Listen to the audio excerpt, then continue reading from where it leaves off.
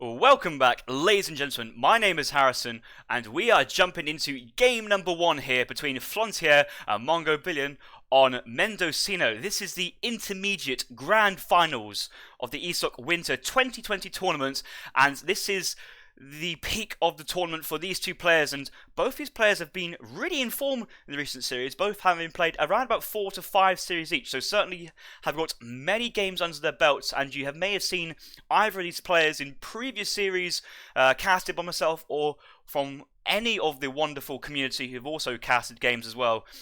We do jump into Mendocino, and one of the first comments I'm going to make straight away, it looks like it was a wood start with both players chopping extra wood to start off with, and as a Dutch player myself, this is not a move I'm usually familiar with, and looks like Mongo is going for an early trading post, and I'm sure Flontier is also going for an early trading post, considering that he has also been chopping wood and is currently at 200 wood. The envoy of Mongobillione will be scouting this explorer moving towards the south, but will not see the trading post going down. However, Flontier will have now seen that Mongo has dropped the trading post due to the UI icon into the top right. Having a quick check at the map, we have a forward hunt for Flontier, side hunt as well, and looks like Mongo's side hunt's a little bit closer, but forward hunt is starting to walk away a little bit, just to the side of the trading post, but this one's also near enough to the side, and it's relatively even to start off with. Both got the mid-map and the coin mine, and some 2 extra hunts on the side, as well as some coin mines. So I'm happy with this map balance, and we're going to carry on into game number 1. And I've just realised I have got no sound in the game, so please bear me a second.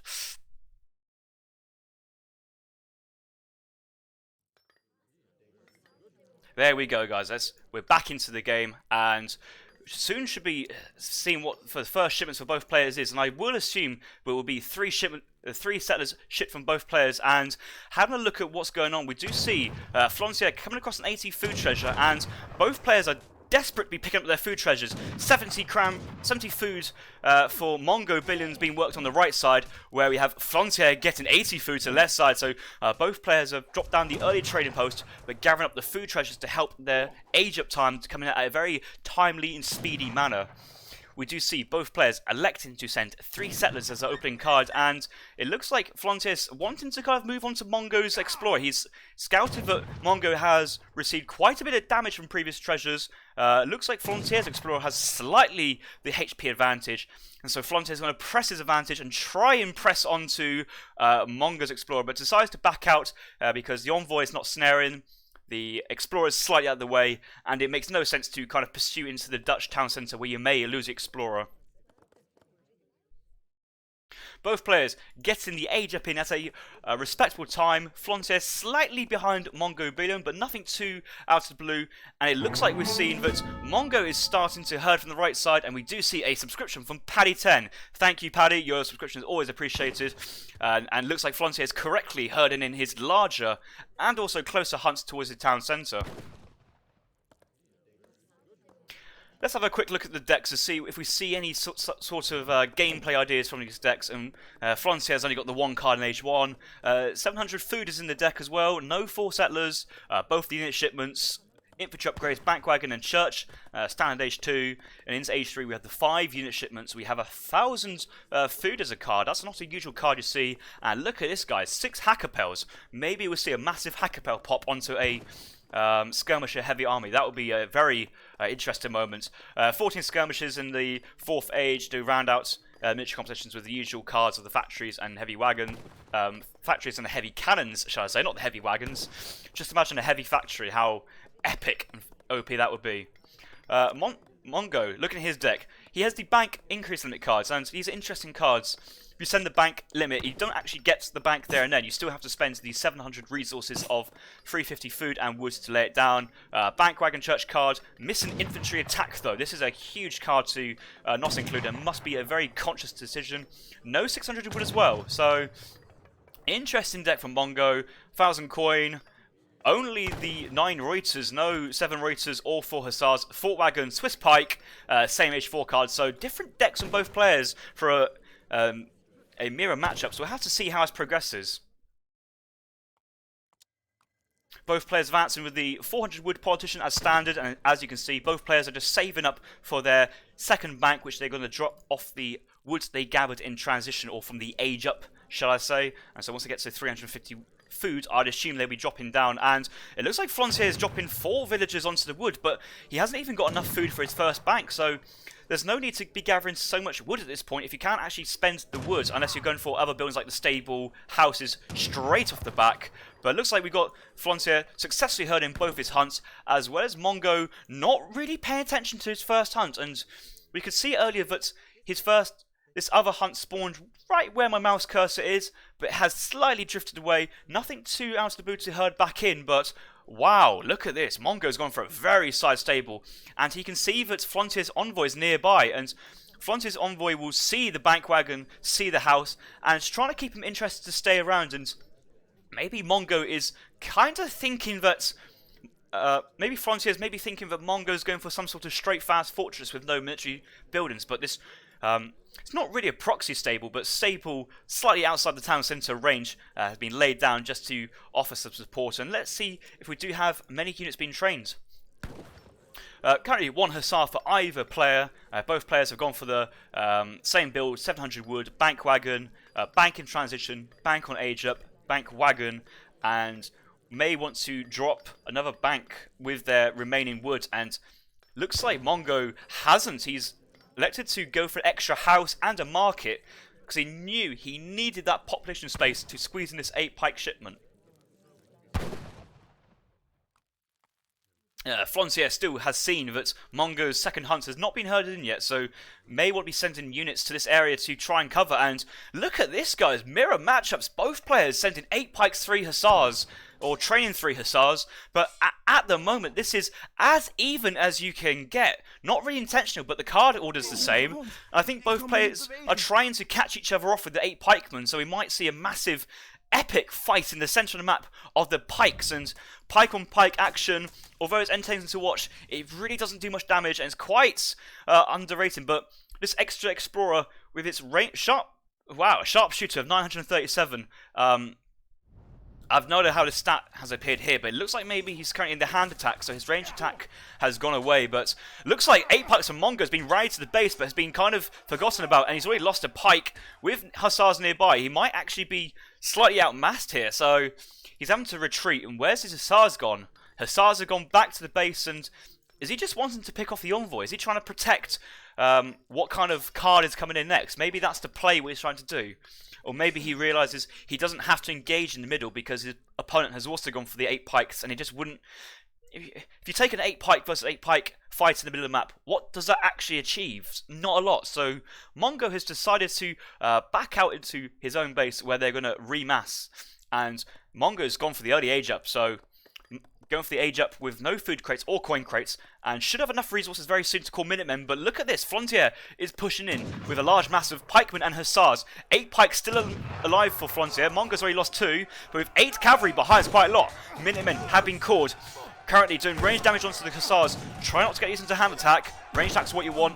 9 villagers into the town centre. Could get the 10th one nearby, but you know, Flontier is actually losing a lot of military for this because these Minutemen are going unchallenged, and he's just focusing down with a large range attack with the cavalry. And see this, all the pikemen of Flontier have gone down, and we've also lost 5 hussars now. Yeah, the 5th hussar's just gone down.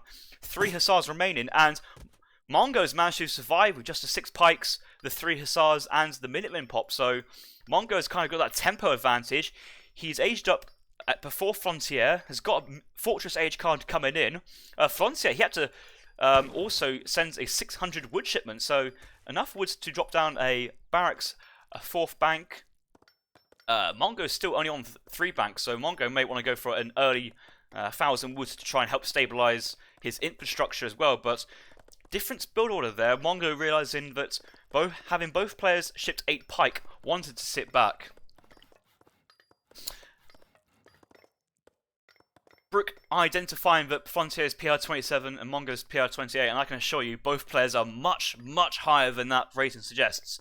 And I'll assume that both players are around the Lieutenant Colonel rank, to be honest, and maybe Mongo reaching Colonel rank. He's certainly been a good player. Flontier is more of the up-and-coming player, but both players deserved finalists in this intermediate division.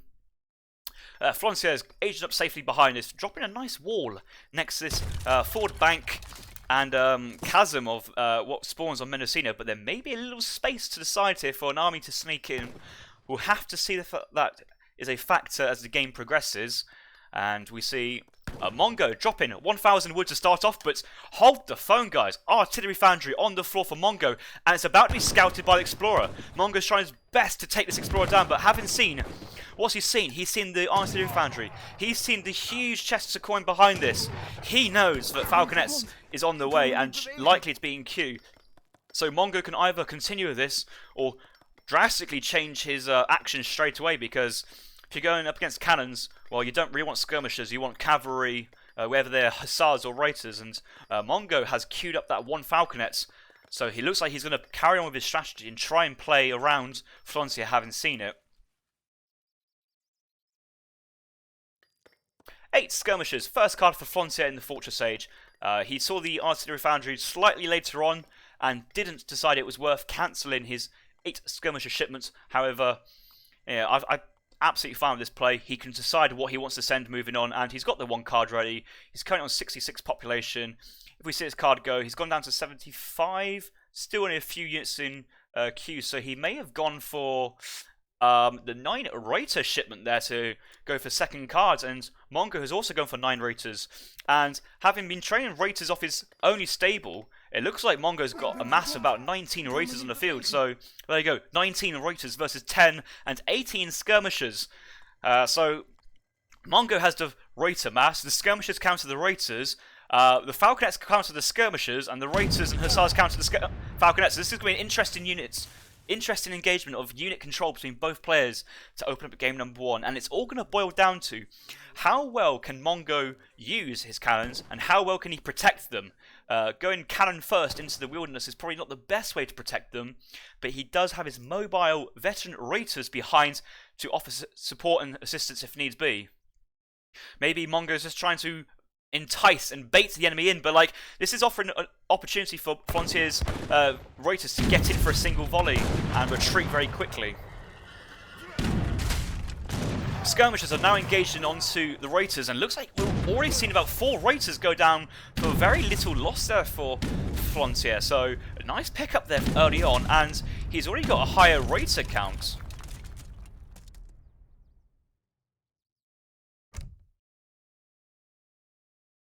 We've also seen the one culverin ship for Mongobillione. So is he expecting his opponent to send 1,000 words and 1,000 coin, or one of the two, to drop his own artillery foundry? And the answer from Flontier is he's not. He's essentially, I think he stopped production of skirmishers, or he may have only a few skirmishers. He's currently got 1 in queue, but he's really been focusing on his Raiders, and as you can see, with a mass of 30 Raiders out in the field, he's certainly got the cavalry needed to take on with this mass, and these Hussars going for a cheeky little raid to the south of the base. It looks like Mongo is sitting tight and easily picking this off, but what does this say about Mongo's strat? Is he wanting to kind of play defensive? Does he have the better eco? Is he feeling comfortable?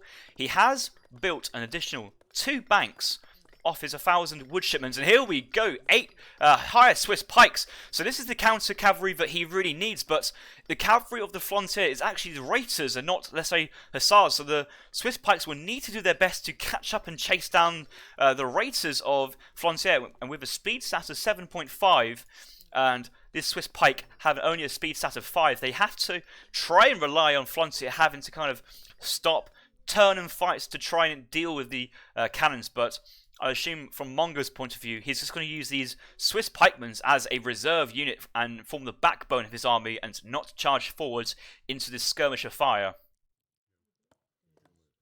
7 Raiders, next card from Flontier, and with a massive 47 Raiders and 30 skirmishers, I'd have really liked to see an upgrade card at this point, especially because both players are just massing in the 3rd age, but not really training, not really engaging at all, and not using any units. And look at this, he's now seen the side stable, but 5 Raiders are about to get absolutely wrecked on the side of the map, walking past this skirmisher mass, and there we go, all 5 Raiders picked off, and that is about 325 coin and about 100 food, so not the cheapest units to lose. Not the most expensive one either, but it certainly is interesting. Oh my god, look at this artillery mass from Mongo. He's going to have trouble path around the trees. Hopefully he's not get caught out here. Getting a few volleys onto the falconets, onto the skirmishers. Quite a few units go down, but not as much as he wants to. But look at this huge rotor mass closing up on top of the skirmish, onto the falconets. But having seen the Swiss pikes, though, this may be enough falconets to actually even try and knock down the raiters of Flontier. Certainly, if you've seen 5 or 6 cannons, we do see 6 falconets from Mongo on the floor.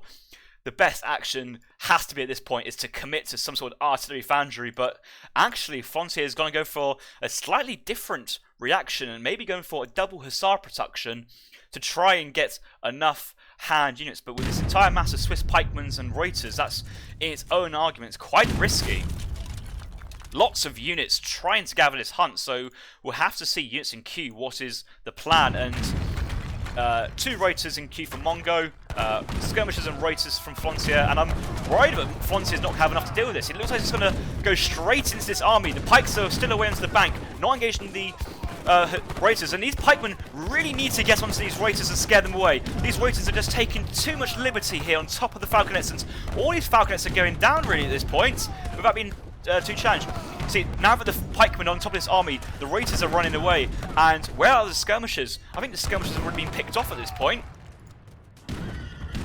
Even a squad of envoys have been called on to defend the colony from this large army from Mongo of pikemen, reuters, skirmishers and cannons, and with another reinforcing batch of 3 falconets and 7 pikes still on the floor, you know, there's a lot of units here for Flontier to deal with, but it looks like Flontier is just going for a pure reuter spam. 44 reuters from double stable production.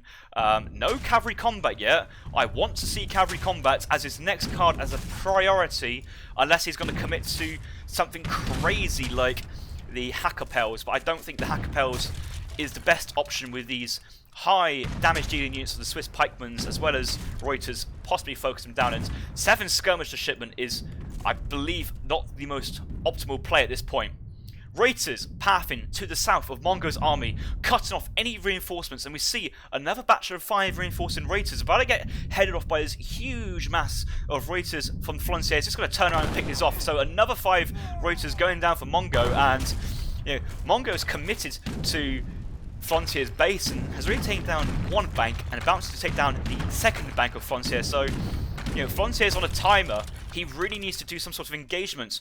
Church card with the Stradiots have been sent in for Mongo, and these are heavy cavalry units, really good all-rounder units as well, and has spent 1,000 coin as well as a second-day shipment to get these units, but is also planning to make the most of the other tech of trying to build some extra banks. So Mongo going for a mixture of military and eco play at this point, but you know, Flontier is still in the base with 5 cannons, and there's no artillery foundry yet, and it's just relying on this huge reinforcements mass from Flontier, pathing from the back. But look at this, pikemen straight on the front line to push away the reuters, but going to get picked off by the falconets, but picked off by the skirmishers. But all these falconets are doing great damage onto the skirmishers, and side flank from hussars, and it looks like Mongo has to basically position his army on top of the falconets and just kind of pray at this point.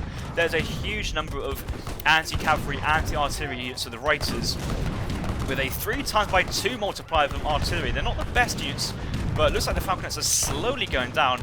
Only 1 falconet and 1 culverin on the field, but reuter numbers are relatively equal at this point, especially with the Stradiots coming in to snare the reuters to prevent them getting away. We do see coin miners on the far right. I thought it was a raid. Skirmishers still standing, taking on Flontier's reuters, and with no upgrades sent from either player, each unit is just falling down very, very quickly here.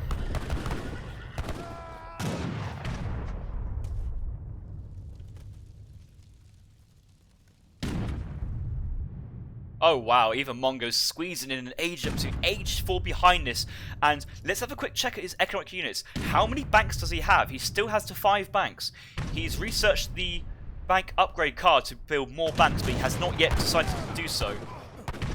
Reuters going from a raid behind, and it looks like Flontier's done his best to try and counter Mongo's artillery play, but losing lots of units to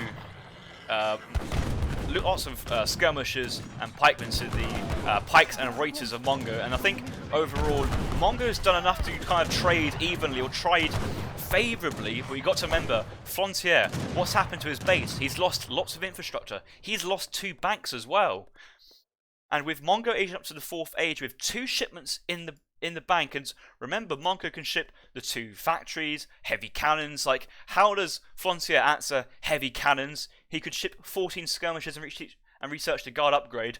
All 4 of those cards are great answers, and here we go. This one hero villager scouting this entire coin eco from the Dutch player of Mongo, and Mongo's having to pull back at all these food villages as well. This is a big raid. Shame that these Reuters don't really do too much damage versus the settlers, but this snare in action from Flontier has slowed down even these units, so Mongo really needs to do his best to try and break away these settlers from the rest of the pack and try and get them home, but maybe this is the bait he needs to pull in Flontier's army towards Mongo's town centre. 1,000 coin and age up. With the banks, we could see the musketeer army from the church card from Mongo coming in at its forward outpost as well. This could be a big pop for Mongo, and he should soon be researching it. 2 falconets behind, providing cover and fire behind the Zapotec native settlements, who, you know, we're getting quite late into the game, and they also do give some useful techs of the hand infantry, all damaged by 20, so good for halberdiers, but more specifically, 10 cores of wood. That's right, 1,000 wood for 225 food and 225 coin, which increases as the game goes on. So that could be 1,100, 1,200, 1,300 soon. So a really good tech to get for either player, and maybe Mongo, because he's slightly ahead in momentum and eco, he can afford to squeeze that in, and you know, he certainly could get the wood from the native but have back both factories on coin, so he can continue producing cannons and these heavy coin units of raiters.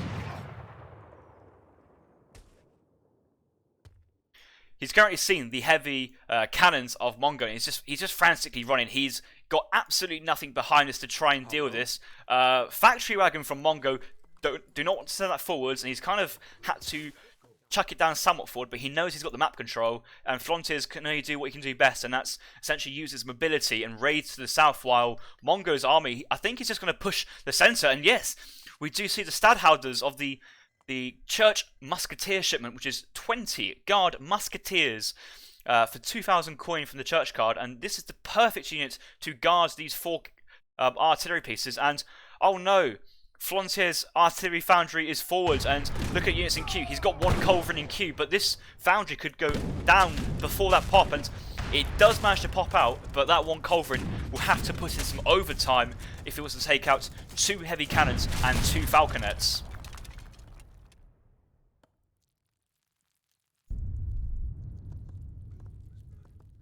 Look at this, we got the new Amsterdam being built to the southwest of the map. 2 banks going down, artillery foundry as well, and that's the banks that Flontier lost from the previous engagement, but not exactly extra banks like Mongo has sent due to his church card, which he can build and maybe building in the near future, but recalculate economic population suggests he may have not squeezed that in, but that's okay for Mongo. He's got the military advantage, 83 population to 57, as well as his guard units and the heavy cannons on top of Flontier's base. He can just sit on top of these houses, military production, these banks as well. These banks are in range from the cannons, and once these extra 2 banks go down, Flontier's eco will be hurt so badly, it'd be very difficult to come back. But the culverin has walked its way all the way around the map from the left hand side to get a flank on the cannons, and Mongo's not responding. He's now seen it, but he just doesn't have the range advantage to deal with the culverin. Flontier has to protect this at all costs. Mongo marching in with his raiters and musketeers. Culverin gets picked off, and the cannons are just unloading all their shots into the skirmishers, and there's not enough units really here to challenge these stadholders, and reinforcements of it's just an endless stream of more cannons into Flontier's base, and Flontier's infrastructure in the base is just not going to hold up to this. He's already lost his barracks, lost his stables, lost another stable here, lost more banks, and let's look at units lost. This is going to be a huge one, and another poke from behind from Flontier, trying his best to pick off units with his ranged advantage of the skirmishers, but only picking off a few musketeers, but not dealing with the cannons just yet. Flontier has lost 2 banks, as well as 1 town centre, market, trading post, barracks, 2 stables, artillery, foundry, and altogether that's easily like 2,500, 3,000 wood. So very, very hard for Flontier to replace at any points. And yeah, he's got no town centre. And look at the resources from Flontier: 2,500 food and 1,000 coin. Maybe he wants to try and squeeze an age up. Maybe he just needs to like go triple stable and go triple hussars to try and overwhelm Mongo's army. But even Mongo sending some good reinforcements at this point. Culverin still on the field, outranged in the entire army, but needs to be protected by the skirmishers. It's kind of Flontier's kind of inviting Mongo to push in onto Flontier's single Culverin, but actually the army behind Mongo at the moment is not exactly the greatest. He's only got a few more units guarding his cannons, and actually it's not really enough to stop a huge hussar swing. So but it looks like Flontier is just frantically trying to drop houses, and with 20 villas on food, he's just unable to spend anything. And you know, I'm not too sure this is a fight Mongo wants to, both players want to take. Like with Flontier having all these resources in the bank, he just needs to do something to invest it, and 30 hussars at this very moment should clean up the game for Flontier, actually, I think. But having no access to population or stables, you see he's frantically just dropping down buildings everywhere, and he just needs a market to buy wood at this point and sell some of that food. He's pushing in now with 2 culverins, and Reuters are powerful onto the cannons. Cannons and skirmishers and Reuters engage with the Stadthalters and Reuters, and Mongo's auxiliary units of the Reuters and musketeers are going down. It's just the cannons, and look at this. These Reuters are going to absolute town with their hand attack, and all the artillery from Mongo's gone down. And you know, what is Mongo's follow-up? Oh, Mongo's follow-up: 2 culverins, 4 falconets, as well as 14 skirmishers still on the field, and reinforcing batch of Reuters. But I think Mongo has the eco advantage now. He just doesn't need to be pushing out with all these artillery pieces unguarded, or unprotected, shall I say, as well as unguarded from his own side. And again, huge army skirmishers, and Reuters might come on top of this, and the Reuters might just go into hand attack. Let skirmishers pick off the units, Reuters hand attack, and that should be enough to pick off some of these units. But with only a few Reuters on the field for Flontier, it might not be enough to take these cannons down. And yes, he's hats to type GG there. And look at Flontier's resources there: 2.5 food and 600 coin, and that's certainly quite awkward to have all that resources unavailable to be spent. And even Mongo towards the end was floating quite a lot. And let's look, he's dropping his 2nd stable now, but 1 artillery foundry, no barracks. So Mongo for the entire game really, I believe, was massing off a single stable, and I don't even see the barracks. So stable and falconets, and that is why Mongo was unable to really get an extra mass of other units. He just didn't have the production and just couldn't spend his resources, especially after sending the factory wagons. And I wonder if he actually built any other banks. He did. Look at this: 1, 2, 3, 4, 5, 6, 7 banks. All this extra resource income of coin. Yeah, both factories on coin as well. Mongo had a huge income of coin, but just didn't have the production facilities behind us to really reinforce.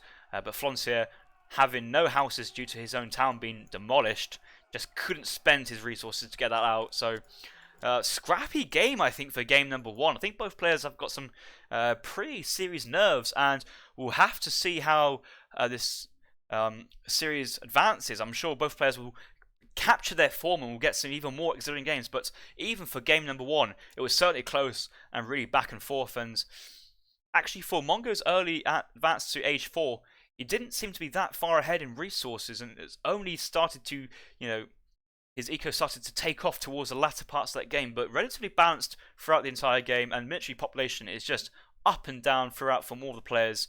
And Flontier did a good trade towards the end, 2 good trades with the Reuters hands attacking down the falconets, but was not enough to recover his position and just couldn't spend those resources. Right, I'm off on that one. Good game for game number 1.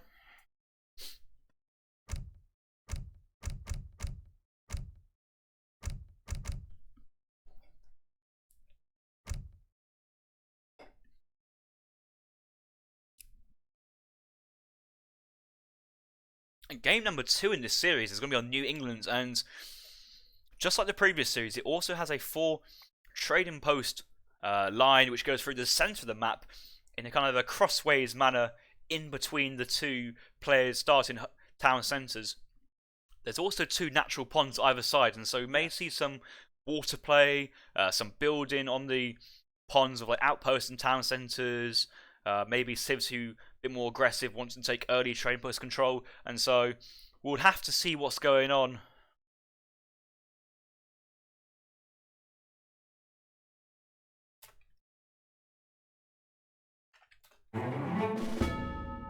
Hey, look, it's Tom. Has just subscribed to ESOC. Thanks, Tom. Certainly a player's been around for quite a while.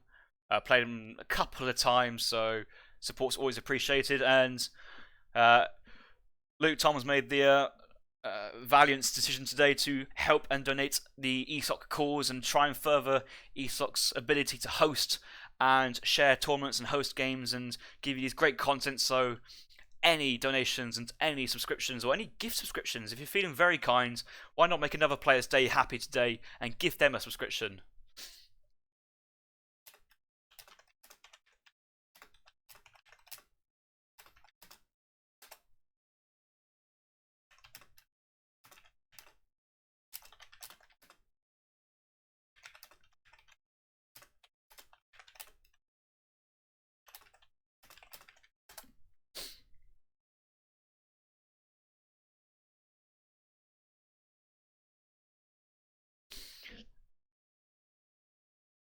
So Mongo won that last game, and he's decided to pick the Spanish, and he certainly hasn't committed himself here. And we have seen multiple games of people playing Spain on this map. We do see that Spain do have, the fast fortress strategy. They have a tower on age up. They have advanced trading posts, so they can secure the mid map with advanced trading posts, outposts. Can ship 2 caravels, a frigate. If they really want to go overkill, they could even ship a galleon and possibly 2 galleons in the third age. I'm unsure on that one. Don't quote me just yet.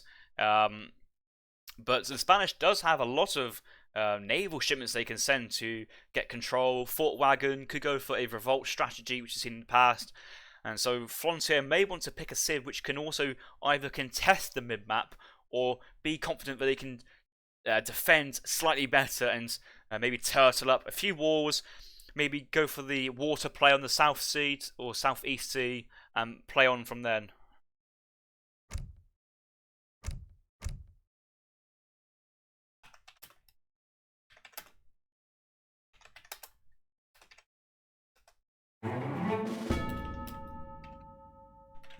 Blizzard9 has just subscribed to ESOC. Thank you, Blizzard, for your subscription.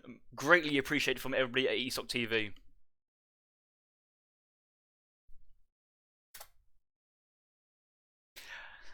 There you go, chat. Castador has said hi to everybody in the chat, so hopefully everybody can say hi back to Castador and keep it friendly.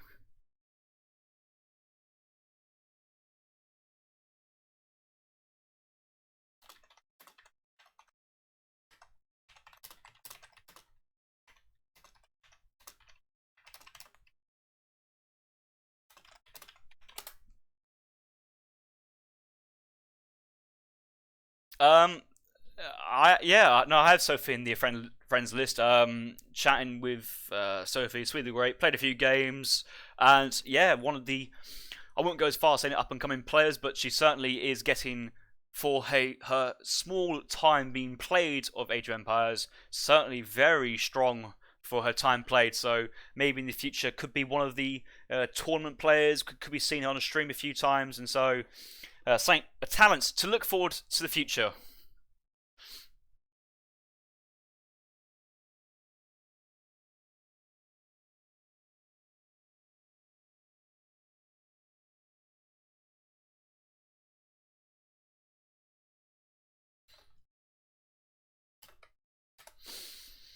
So it looks like Flontier is picking the Portuguese, and I assume Mongo has locked Spain. Yes.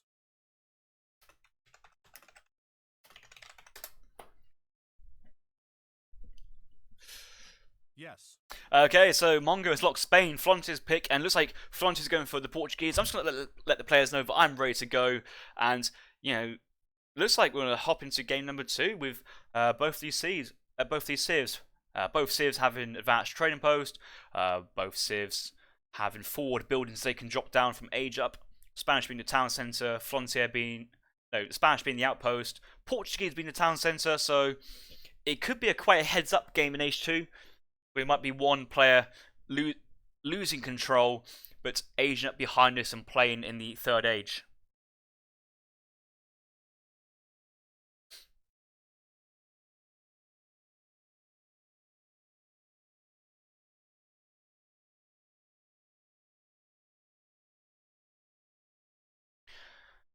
Looks like both players have recorded the game, which is great.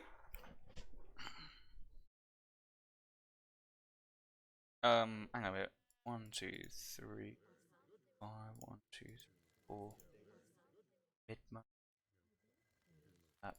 2, 2, 2. Starting 1, 2, 3, 4, 5, 1, 2, 3, 4. It's quite barren actually.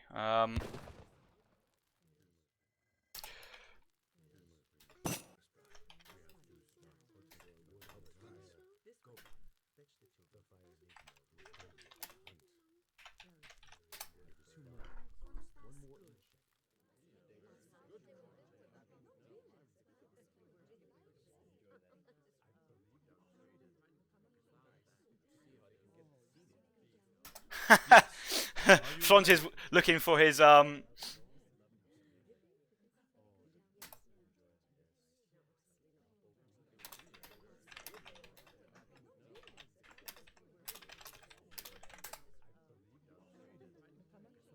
actually Flontier has the map advantage, so really.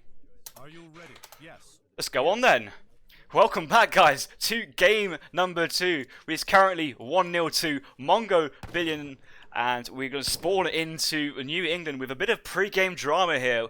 We see Mongo picking as the Spanish civilization, which starts off with the Explorer and the War Dog, which we have seen move to the top of the map, where Flontier has picked the Portuguese, but may have thought he had picked the Spanish, and so was very curious where his dog spawned, but Flontier had picked the Portuguese and has now started the game with the Portuguese, has suggested that he is happy to continue on. Flontier does have free civ pick at this stage, and in terms of a goodwill sporting, Mongo did offer a re if Flontier wanted to change, but both players are now happy with this matchup. Mongo hasn't got a choice, but Flontier is going to take this matchup of Portuguese into the Spanish, so we're going to see what Flontier has got in mind for this map on New England. Both maps are relatively fair. We do see slightly safer coin mine for Mongo. He is down 1 hunt if we count this as a mid-map hunt, and this is a mid-map hunt as well. But both players have kind of access to 4 to 5 hunts each, so it's not necessarily too unbalanced, with Mongo having the closer coin mine. But talking about this map a little bit more, we do see this central trading route passing through the centre of the map, guarded by his 2 ponds, and the Spanish player, when they age up, they usually age up with the outpost wagon to the second age, as well as 200 coin, and so that should provide them map control in the centre for the trading posts and the pond, where the Portuguese ages up the town centre, and that also too can provide map control over the trading post line and the pond. So we might see a lot of action in the centre of the map into the second age. But back to the players, let's see what's going on here. Mongo coming across a 75 wood treasure. Flontier just picked himself 90 food, so lots of food out on the map for both players. And looking at treasures already picked up, we can see both players have been very busy so far. Mongo picking up 70 food, 50 coin, 135 XP, and the 70 food, 50 coin, 135 XP. Flontier's gone for the 70 food and 90 food, as well as other treasures as well. Mongo 30 coin, 75 food as well. So Mongo pick up a huge number of resources early on. He's already got the age up in queue, going up the governor. His opponents, the Portuguese, going up the quartermaster. So yes, we see the Spanish player spawn into the south life, going up the south of the map, going up with the governor, the outpost, and 200 coin. Mongo No, Flontier playing as the Portuguese going up to 400 wood. And looking at first card, we see the Spanish player squeezing in 3 settlers, but managing to send advanced trading posts very closely behind. And Flontier is also going for the advanced trading post. And look at this. Mongo has now seen Flontier building one of the Portuguese villager, and this is going to be a race to the centre of the map, and who's going to beat there first? We do have the Portuguese Explorer, 4.5 speed, Spanish Settler, 4 speed. It looks, can he get there first? Yes! Mongo gets there first just before and denies Flontier a 3-to-1 trading post advantage, so both players send an advanced trading post and getting 2 trading posts on the floor, safe and secure from their opponent. So both players sharing control of the trading route line, and both players having buildings on age up which can contest the middle of the map and the trading line in general. Let's take a quick look at Flontier's deck to start off with. Colonial Militia could be useful for a forward's town centre or being pushed. The 2 caravels frigate, man's shipment as standard. We do see team gunpowder infantry hit points, 15% HP for all gunpowder units for the Portuguese player, 2 Caçador shipments, dragoons, organ guns. It's looking a very standard deck for the Portuguese player. And for the Spanish, do we see anything interesting as well? Spanish player, schooners, potential sea options to the south of the map with any fishing, but no fishing upgrades, 2 unit shipments second age, church card. Oh, we may see some halberdiers in the Fortress Age. That should be interesting. Or guard halberdiers. Spanish gold, frigate, 12 assist pikes. 1 lance of shipments, hussar, and the cavalry combat. No lance upgrades, specific lance upgrade. But apart from that, standard deck from both players. But with Mongo also having one of the ship upgrade cards. We see that Mongo has kind of gone for a relatively defensive outpost, considering that both players were looking to get some sort of mid-map control. And Flontier, I think Flontier could have been a slightly more forward of his town centre as well. He does have control over some parts of his pond, but if Mongo sent any ships to the north side of the pond, it would not be covered by this town centre from Flontier. So there's room for Mongo to ship his shipments into either pond without being denied by the town centre. And we also see that the Mongo has kind of gone for the defensive outpost, but his surface area for protecting his own pond is very small actually. Could have pushed it towards the coast a little bit if he wanted to play defensive. Maybe he's actually afraid of a frigate shipment and so doesn't want to be too close to it. But I'm kind of a little unsure about this outpost placement. What is Flontier doing? He's getting hunting dogs, but he's also sent himself 6 musketeers and now has 4 pikes, 6 musks out in the field to try and contest his war dogs, but also try and contest this mid-map trading route. And Mongo's just going for the classic, right, you want to go for mid-map, I'm just going to send my 700 coin, get the fast fortress in queue, and it looks like Mongo got a decent time as well, possibly like 5:40, 5:30. So Mongo should be up around about the 7 minutes, 7:15 I'd assume. Flontier is taking his while, sieging down the trading post, and actually it may have been faster for Mongo to just ship 2 caravels to his home pond. The caravels would reach both these trading posts, take control, defend his buildings a lot better than 6 musks would, but won't provide any mobility going forward with, yes, extra reinforcing musketeers. The Spanish player, once again, is pushing out with 3 war dogs, and they're just going to get picked off for free from these musketeer mass. Very good. Yeah, we're getting one-shotted down, and, you know, it's a shame to see these war dogs being trained and taken down without any use from it, but they do provide a little bit of scouting information, which Mongo can use to his advantage as he goes to the 3rd age and decide what his first shipment's going to be in age 3.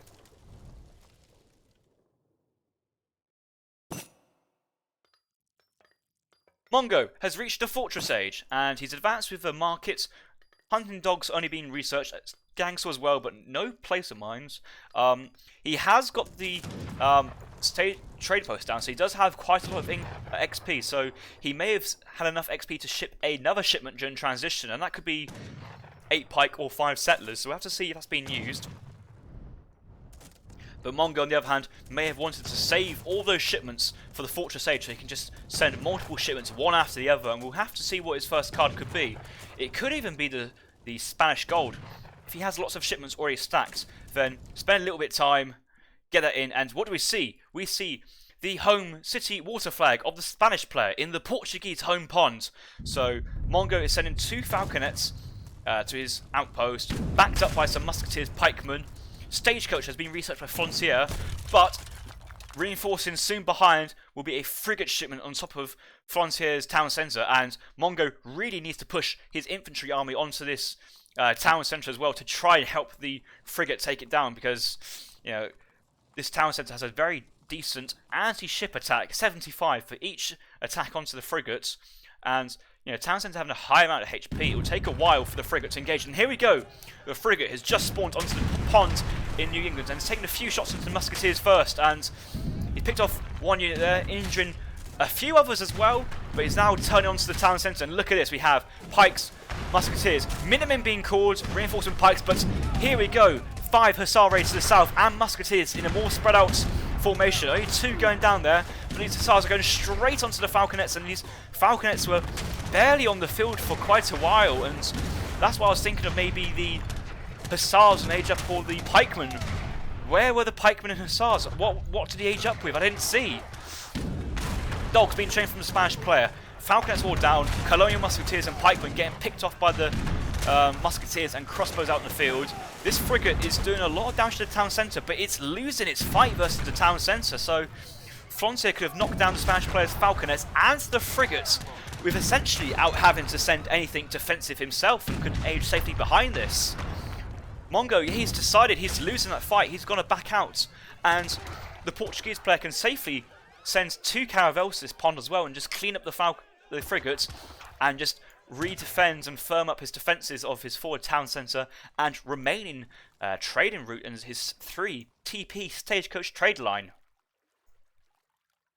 5 lances being shipped now for Mongo, and these 5 lances spawn to the south of the map, being moved with 2 skirmishers, but the rest of the infantry army of 2 pikes, 3 musks and 2 dogs is in the north pond, and the army is split up, and he's trying his best to remove a few units to the south, but going to be scouted by the advanced train post. Advanced train post is going to do a bit of damage to musketeers, but these units here, they're just so few in numbers, they're so insignificant. And 5 lancers with 2 skirmishers should pick off quite a few of these musketeers, but if you trade off this army, great, but Flontier should be doing something behind us, and oh no! 2 caravels to the north pond, but only 1 caravel spawns, and that is what you risk when you spawn the flag in between these 2 shores very close, and the frigate. He does pick up the frigate, so that's at least the minimum he wanted from that shipment, but really should have spawned that flag into the north side.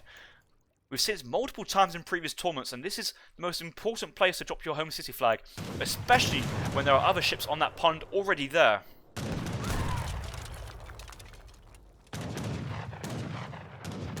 Couple villagers going down for Flontier, and he did send the 2 caravels, but I don't think he's aging behind this. Look at his wood count, 900 wood essentially. Was training units in queue. Let's see what he's got. He's got another 2 hussars going, 5 hussars out on the side going for a raid, and look at all these settlers from the Spanish player. There is no HP upgrade. A few of them have got lower HP, and look at this. Hussar raid coming on the side. 2 villagers going down straight away, likely to be. Maybe going to be 3. He needs to mark his low HPs. He's got really low amount of HP. Yes, those 2 go down straight away, and it's just giving time to for Flontier to mass behind us, go for a second barrack staple, and looks like Flontier is going to go for extended colonial play against the Spanish fortress age, and I think the Spain player realises he's out of momentum. He's shipped 12 pikes, but 12 pikes and some skirms is not what he really wants against advanced train post, town centre, decent eco, and wow, look at Spain's eco, 16 villas at the end, never shipped the 5 villager shipments, and it just couldn't mass. So although that game fizzled out towards the end, we certainly saw lots of action into the centre of the map and some ship action being played into the north pond. So yeah, well played Flontier, and really well done for Flontier to coming back really strong in game number 2. He had a shaky game 1, but into game number 2 he's coming back with his A game, and he's shown us that he does deserve to be in the finals, and he has put in a performance worthy of taking a game off Mongo there. So 1-1 for both players in this final.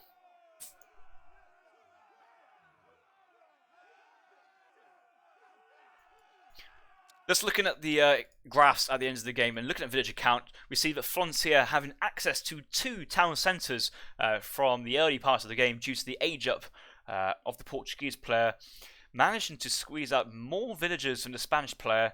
The Spanish player had a long age up to the 3rd age, so all this time he just couldn't train units. And without shipping 5 settlers behind this, really committed to a low eco play from Mongo. And look at this, he was losing lots of settlers to the 5 hussars we saw towards the end, and I must have missed the opening raids, which I do apologise for, but like he went from 24 down to 16 at the end, and we did catch when he was down at 16 villas, and it just felt like Mongo just didn't have enough impetus behind his economy to try and train units and ship the units required to push forward, especially as he lost his frigate and falconets rather cheaply, to be honest, after having said all that. And military population, look, Flontier getting a few units out early, wrestling control of the advanced training post, and once Mongo gets to the fortress age, he opened up the sergeant of arms. So yes, he advanced with the pikemen, but with no pike shipments in the 2nd age as well, or that 5 settlers. It felt like he didn't have that military advantage, and it felt like he didn't really have that settler eco sustainability. So he kind of half committed to both and waited for the fortress shipments, but it takes time for all those shipments to kind of push through the system, and he was pushing out with a slightly smaller army than he could have, but the town centre onto the frigate and the really good 5 hussar play moving to the south and picking off those falconets rather cheaply, I think picked Flontier up the win. Flontier a little bit unlucky with his 2nd caravel not spawning on the pond, but his single 1 caravel shipment was enough to kind of push into the frigate, take it down, and then just wrestle control of that pond remaining.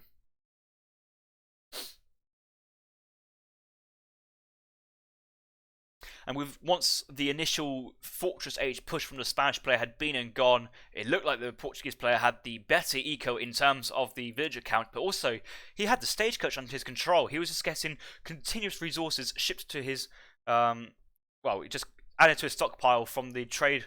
The stagecoach just passing all those trading posts continuously. If we look at the all resources gathered, we can see the Spanish player takes an early lead, having sent those 700 coin, 700 wood shipments, but once the stagecoach comes in and extra shipments from the Flontier coming behind this, just the eco just accelerates fast away from the Spanish player, and towards the end, after losing all those vills, the Spanish player's eco just kind of flatlines out and just couldn't continue. So good game from both players, well won from Flontier, 1-1 into the 3rd game.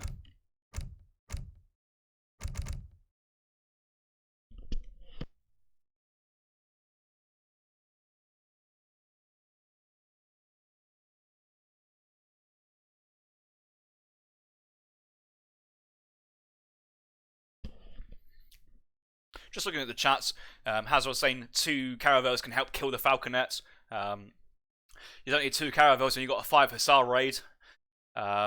Frigate is also a good option. Kai's Guy says, I saw that earlier in the chat, somebody was suggesting once you send the frigate, it's basically GG, but I think what Mongo needed was to tie up his frigate and his rest of his army together that little bit better. He could have had the frigate in the south pond and ensure control over the stagecoach line. However, it looked like the stagecoach trading post spawned on the north right of the trading route, and so yes, sending the frigates to the north right pond ensured that quite a few, at least 3 of those stagecoaches trading posts were in range of a frigate. Unfortunately, it was the town centre of the Portuguese, the one civ that Flontier thought about changing but decided to stick with, won him that game. That town centre was the MVP of that game.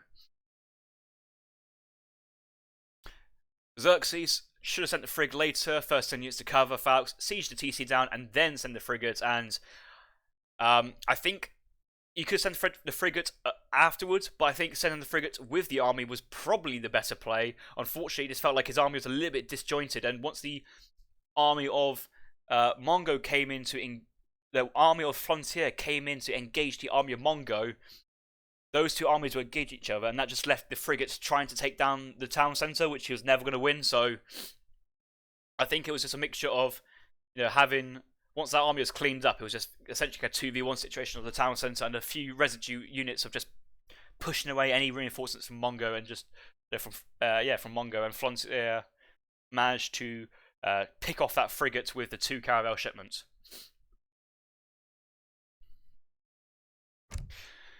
Flontier has decided to go for the Germans on Bonnie Springs, and this is not the best map for Germany, let's say. There's only 1 in-base coin mine. Germany would usually play with maps with 2 in-base coins. Hunt's situation is a little low, and with a counter pick of Japan, Mongo could, if he wanted to, try and get some sort of map control over the Hunts with his shrines. And so, Flontier may have to go for some sort of military units composition in Age 2 with some sort of map control to try and protect his Hunt and Eco. We may see possibly Flontier trying to control his opponent's trading post, because that map control allows him to gather on the right side of the map where extra coin mine Hunts may appear. But in the meantime, though, we're going to hop into game number 3 on Bonnie Springs. Tadstar, I will not marry you, but thank you for the offer.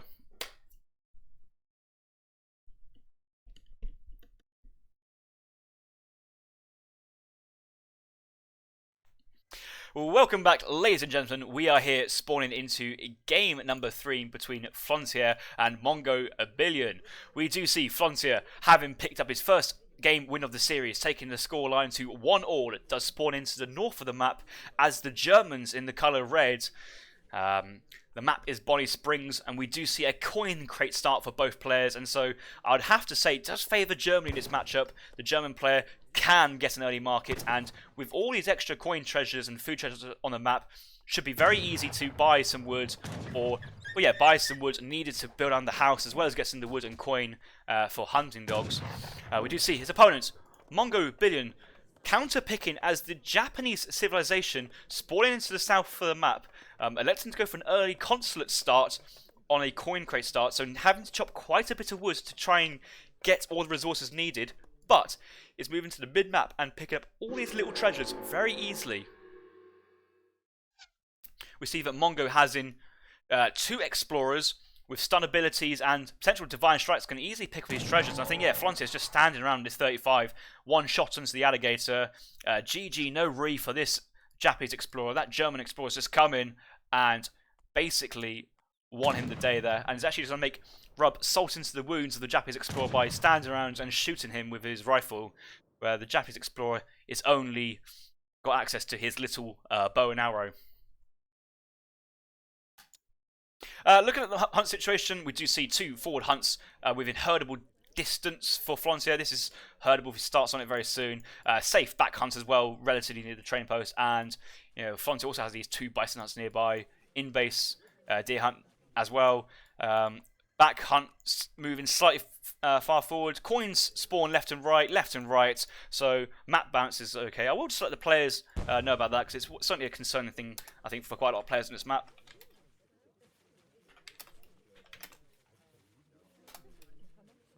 And let's hop into the fog of war and see what is going down for both players. Flontier, after picking up that 35 food treasure in the centre of the map under the nose of Mongo's Japanese explorer, has moved to the right hand side, and he's already picked himself up a 75 wood treasure as well. So picking up wood just before that transition is certainly going to reduce the amount of wood that Flontier wants to chop in transition. Mongo is currently searching the left-hand side, and he knows that there's a treasure which spawns near this area, but unfortunately for him, it is a stray cow, which, guarded by 2 coyotes, it's easy enough to pick up. You need to bring it back to your town centre without being picked up by the by the German explorer, and it looks like Mongo has decided that it's not worth the hassle of getting the cow and escorting it home to the safety of the Toshoga Shrine. German player camping right next to his friend, the Outlaw Rider, had a nice conversation about how this Outlaw Rider managed to pile and pillage 55 coin, but oh no, the German player sharpshoots the Outlaw Rider in the back and steals 55 coin to help the German cause and further his own ambitions. Heavenly Kami sent as first unit shipment for Mongo, and this is actually quite an interesting shipment to send on certainly an aggressive map, or a small map to say the least. And looking at Mongo's deck, and Yeah, if you're Flontier, how do you scout this? You've got the 2 villagers, you've got 300 wood, and you've got heavily cami. It's a basically roll a dice. It's going to be a 33% chance which one of these is going to be the first shipment. So maybe Flontier has seen this. It's just as unsure what's going to happen. Only 7 cards are in age 3, and I'd rather even see cards like 16 Yumi being moved to an age 3 card and upgrade into the 3rd age. And what's this? 2 castles in the 4th age with the possibly advanced fortifications upgrade. So it's interesting deck from Flontier. Not a deck you'd commonly see.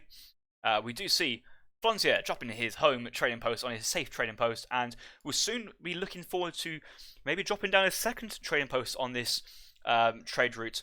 I have seen recently that a common strategy for German players to be playing against their Japanese counterparts is to go for a naked semi-FF, where instead of dropping down a stable on age up with the 400 wood, drop down an additional trading post and maybe go for the stagecoach upgrade there and then, and just basically go for a big eco play before going to the fortress age, while the Japan player is doing what Japan does best and just booming in base.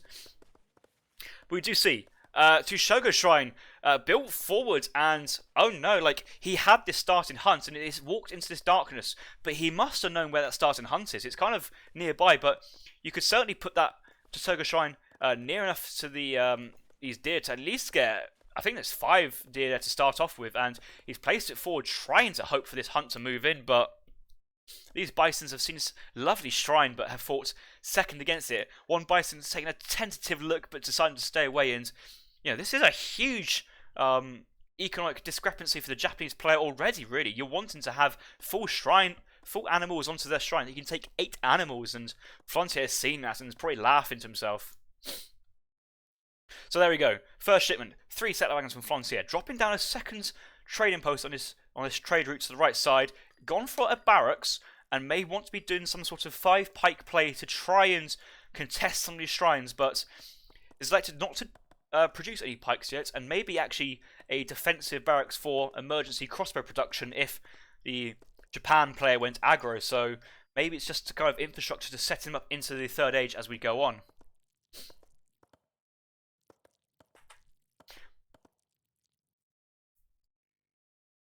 Come on, Flontier, build your training post. Come on, Flontier, you want to do it. You know you want to do it. Yes, there we go. He's just turned around. That training post has been down for quite a while, so he's decided not to. Interesting.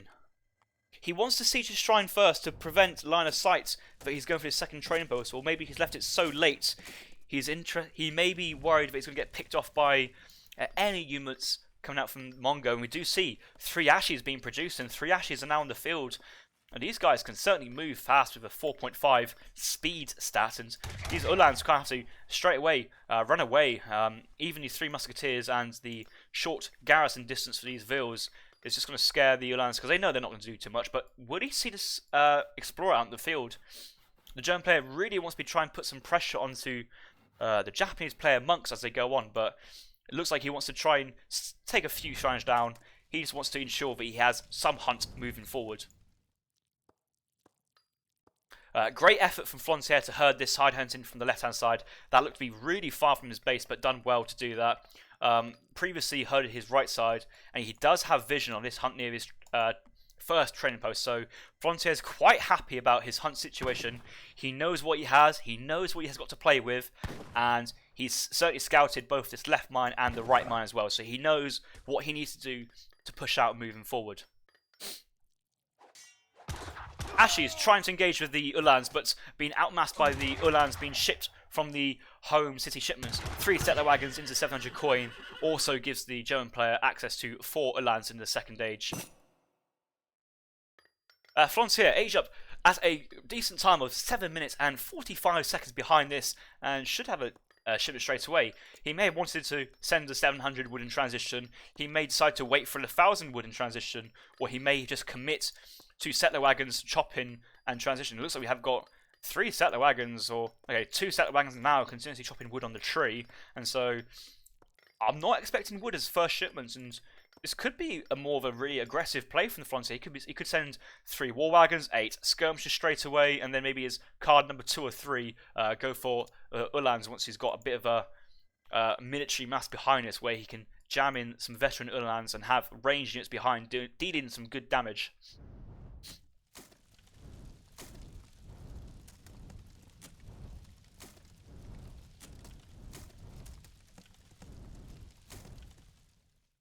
Mongo has decided to call the best areas in the Japanese consulate, and because this is a land map, there is no access to the Japanese the Portuguese fishing fleet upgrade, and so has decided to go for these extra 8 colonial crossbowmen. They do have slightly better stats than other crossbow units due to the consulate bonus, but that should be enough units for Mongo to essentially defend himself.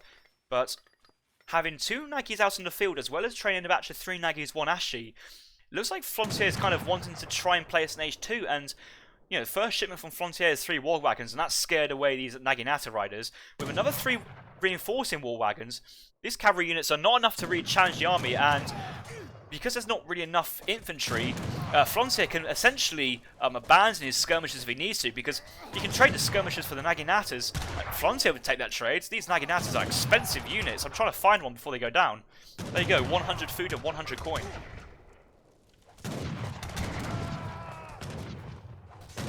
Uhlans engaged onto this bow-heavy army. A few Ashigawas on the field, with the veteran war wagons doing really well, picking off these heavy infantry units and letting the Uhlans deal with these crossbow units.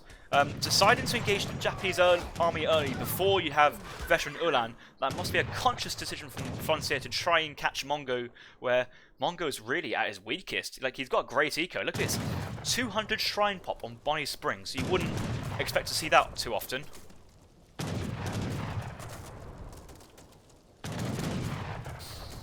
And Flontier has just about managed to take down his first shrine of Mongo, so he's essentially worked away quite a while to deny a shrine of 0.5 coin per second, which is essentially it's about 1 vil with a little bit of coin upgrading bonuses, so it's certainly worthwhile, but it's not as strong as going for a raid and picking up 1 or 2 vils. Good upgrades for Mongo behind this. 2nd tier field upgrade, Imperial Bureaucracy, as well as having the heavily cami 200 shrine pop as well, and he's even shrined his hunts destined for the Teshuga shrine because he realised these hunts are never going to make their way onto it. But what is Flontier doing? He sent 9 Uhlans, and he hasn't really trained too much behind this. Let's see what's going on in queue. He may want to be essentially consuming all this gold and sending some sort of shipment behind this, and I wonder if we'll see a Jaeger shipment at some point. But here we go though, 6 Naginatas raising the German player's base, and you know, the German player's got all these Uhlans on the field, he's got war wagons nearby, it's quite easy to pull them back, and pulling back his settler with this other unit batch to try and pull it in, and will this settler wagon get back into the TC? It just about doesn't, oh no. Flontier does not have the Vil HP upgrade, and we likely see it be upgraded now, as most players upgrade their Vils once they realise they've already lost 2 or 3. Not doing just yet, but does have the resources available to do so if he wants. War wagons zoning off the cavalry to left side, and I think once Flontier sees this cavalry mass of 9-10 Naginata riders, he may kind of want to change his playstyle, and instead of going for a shipment of 8 skirmishers, well, he's just sent the 8 skirmishers now, so a bit late to change that, but I wouldn't be surprised next shipment is going to be the 8 Uhlans behind this. He does have Black Rise available, but it looks like with a distribution of food and coin, it's probably easier just to get the war wagons in queue, and could even actually go for the cavalry combat, considering that both players are starting to really mass up their military, and with 70 population, a majority going to Uhlans and war wagons, the 15% HP and 15% attack upgrade will benefit both these units ups really well, and these veteran war wagons, they would have 575 HP. That's huge. They can certainly tank and soak a lot. These Uhlans will no longer be paper thin, but desperately needs that veteran Uhlan tech as a priority, especially as you've invested your card into 9 Uhlans.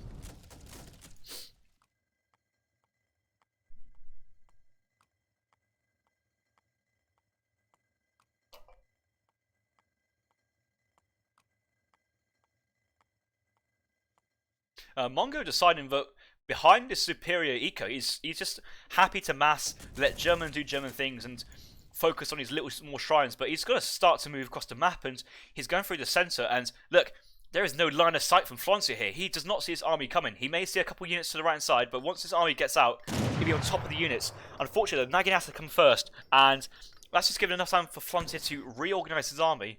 But I think soon we're going to see a massive push from Mongobillione onto the Frontier's army, and Flontier want to do something to try and defend this. He's only just getting veteran Uhlans now, so veteran Uhlans coming in before the fight, and Mongo might not even scout the veteran Uhlan coming in. War wagons moving right side, wanting to engage with all the Ashigaros, Konshami Bushis, and the Naginatas, but the skirmishers are getting dangerously far away from the Naginata riders. You see the cavalry making a straight line charge to the skirmisher army. Konshami Bushis snaring the Uhlans, and these are the most anti-Uhlan unit you can get in the game. Hand infantry, veteran Uhlans have no hand resist, low HP, will get torn down very quickly, and all of the eco is actually out front for Flontier. Mongo's just smashed his army into the eco, where he's trying to protect his army as best as he can, and with a recalculated economic population of 18 to 55 now, Flontier basically needs to push out with all his military might and just go for it. He must have lost a lot of units there, and as we can see, 9 Vils and 6 settler wagons. He lost one settler wagon earlier to raiding, but oh my god, if you're Flontier, you must be so upset now seeing that raid coming in and just looking at the entire eco collapse. And with no gang saw or steel traps, it's just too late to invest that now into that eco. And you see Flontier, he's called Minutemen. He sent 8 Uhlans as well. He's just pushing out. He knows this is the time, and he just needs to go on top of Mongo's base with the cherry orchards and just try and get all the vills built up. Got quite a few coin miners being pushed back. Another batch of coin miners left side, and Flontier, just keep charging, buddy. You gotta do this. This is your game and life here on the line. You know you're down in Nico. You know you have to push out, and we see that Flontier is just charging with the German army straight into the Japanese base.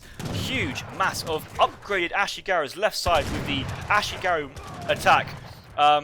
Couple of Naginatas going right side, but a larger mass of Naginatas front side about to engage with the skirmishers and Minutemen, but managed escaping through the trees. War wagons turning around to pick up these Naginatas very quickly, actually. Now, these Uhlans need to try and basically do their best, but these Ashigaros, heavy infantry, 12, planned by 3.5 in hand combat, you know, do well versus the Uhlan, but a few skirmishers on the field, war wagons still available, try to do their best to take it off, and you can see Japan is doing his best. He's trading as well as he can. Not too sure how he deals with the war wagons though, but the Uhlan mass is starting to fall, but now he's lost that Naginata support. It's just this ranged infantry and ranged cavalry German player just shredding through the Japanese army, and we can't see much. It's behind the trees, but we can just see the outlines of the guys.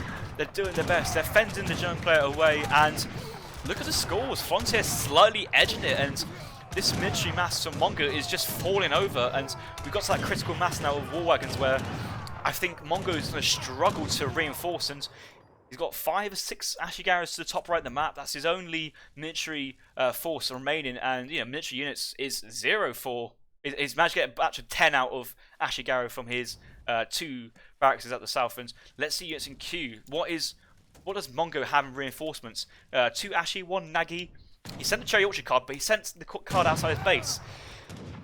He doesn't have the space available in his town centre to drop this Cherry Orchard, so rather riskily to put it on the outside, and I guess if you can't put it in your base, you have to put it outside and try to do your best to defend it.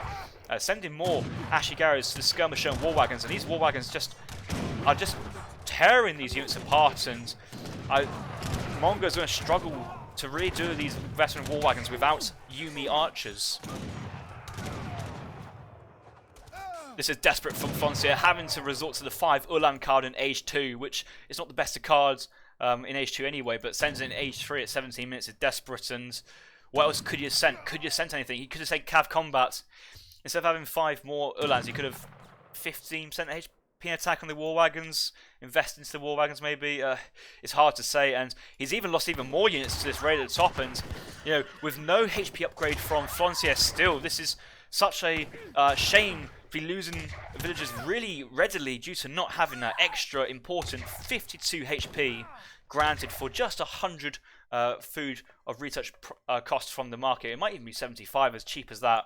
So, and we see now that Flontier's army is disjointed, it's in pieces. The war wagons trying its best to return back to the base to chase down 5 Ashigaros, but the rest of his army is at front, and we could see a reinforcement mass of even more Ashies, Yumi Archer shipment coming in, and you know, Mongo sent 5 Ashies twice, enlist and regulars now, 105 HP, and these should be able to two-shot a Ulan unit, I believe. We'll have to see what this damage is going to come into it. Picking off the Explorer there. Maybe wanted to pick off the skirmishers earlier just to try and protect his Ashigaru Musk, but I think this huge eco for Mongo, he just really needs to kind of play a little bit defensive. He may know that the German player is gathering on the left-hand side of the map, given that he's already pushed the right side multiple times, so could send maybe 2 or 3 Nagis out to the side, but he can just see from his line of sight with the shrines that the German army is just struggling behind this. There is no real eco driving the reinforcements, and so any time he's just giving Mongo, just giving more time for Mongo to reinforce, and it's not like he's committing all his vills onto coin to send Jaegers or Black Riders. It's just a bit of a mix and match, and he's now sent the 1,000 coin. He could have sent the 1,000 coin for the 5 Ulans, and then this shipment could be Black Riders. Just imagine Jaegers coming in now.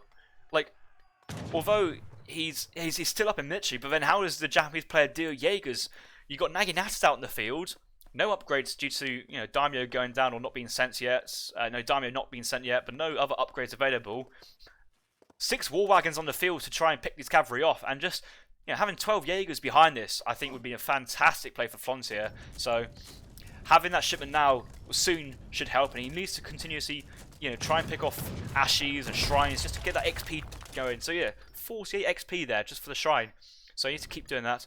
Oh, coin miners far out the base. This is risky for Mongo, and he sees all his cavalry units nearby. He knows that the cavalry can't easily catch up and take these villages, and he sends in a few units to the right, but like all his infantry and armies back at the base, like he's just chilling out. And how is this happening? How is Mongo being so chill about his villagers on the coin mine? Maybe he's so far ahead in the eco he can just relax, but like, oh, did Flontier scout there? He could check the coin mine, see if there's any coin on it. He may know that this coin mine is out, but I think he's just going to press his advantage, and surely there must be some sort of village nearby to scout this. Does he turn around? And yes, he's now turned around. He's seen this, and this will see all these Ulans turn behind us and chase after these villagers. All these villagers are about to go down, and that has brought the Japanese army out of the base to catch Frontier's army into the open as well. So maybe Mongo's keeping these villagers nearby to keep them interested. Flontier is nearly about to send a shipment and really needs to try and hold off until that Jaeger shipment comes around, but waiting for the Jaegers to come, that's about a full 90 seconds or a full minute to come. It's certainly a long time for mercenary shipments, and yeah, it's a full minute for the mercenaries to come in, so we'll have to do his best and try and hold out, but this is given time for Mongo to remass, and that the military population is in his advantage.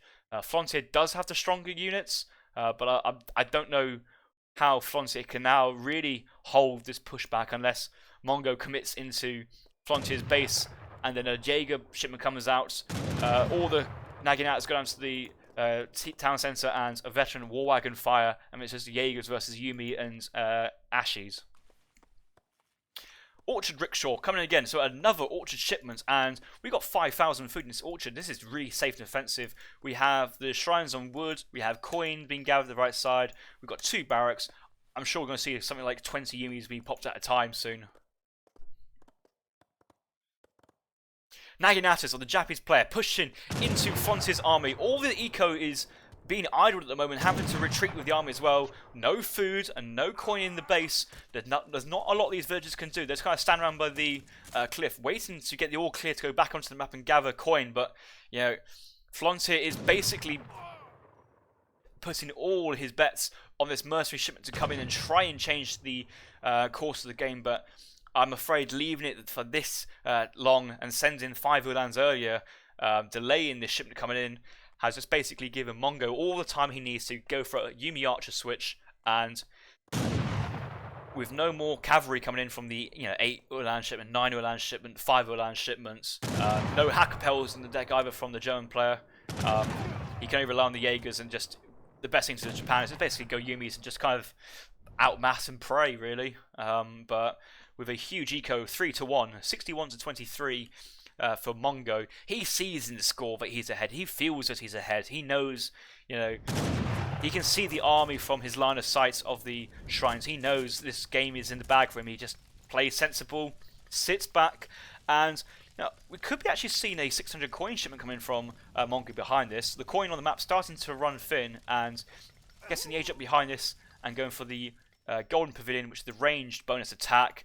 Go for Vet Yumi, I guess Vet Ashi and Vet Nagi, but mainly Vet Yumi and Vet Nagi, I'd say, which should be enough to try to completely close off this game. But Jägermass and skirmishers on the field. Flontier is pushing forward. Mongo has seen his skirmishers, and we can see Mongo's just moving his army to the left hand side. He's thinking, right, you got skirmishers on the field, you got Jaegers. I don't need to engage that just yet. And he's going left side, and all the eco here, 23 economic unit population, is just being caught out by his large, massive Naginata riders. All of them are going to be snared. And looking at units, it's 19 settlers, 2 settler wagons, military units for Naginatas, 20 Nagis. Like, what do you do with 20 Nagis on top of your entire eco? You just have to try your best to run. 2 war wagons are not going to be enough. He has pulled the Japan army out of its base and will try and come behind. But look at this motion again, the map. This wall, he's had to make Flontier walk through this channel in the centre of the map to come around. And we might just see Mongo run to the east and run away and just run the German army around the map for entirety. You see, yes, Yumi archers walking to the east. They know where the German army is. He's just going to run away and try and...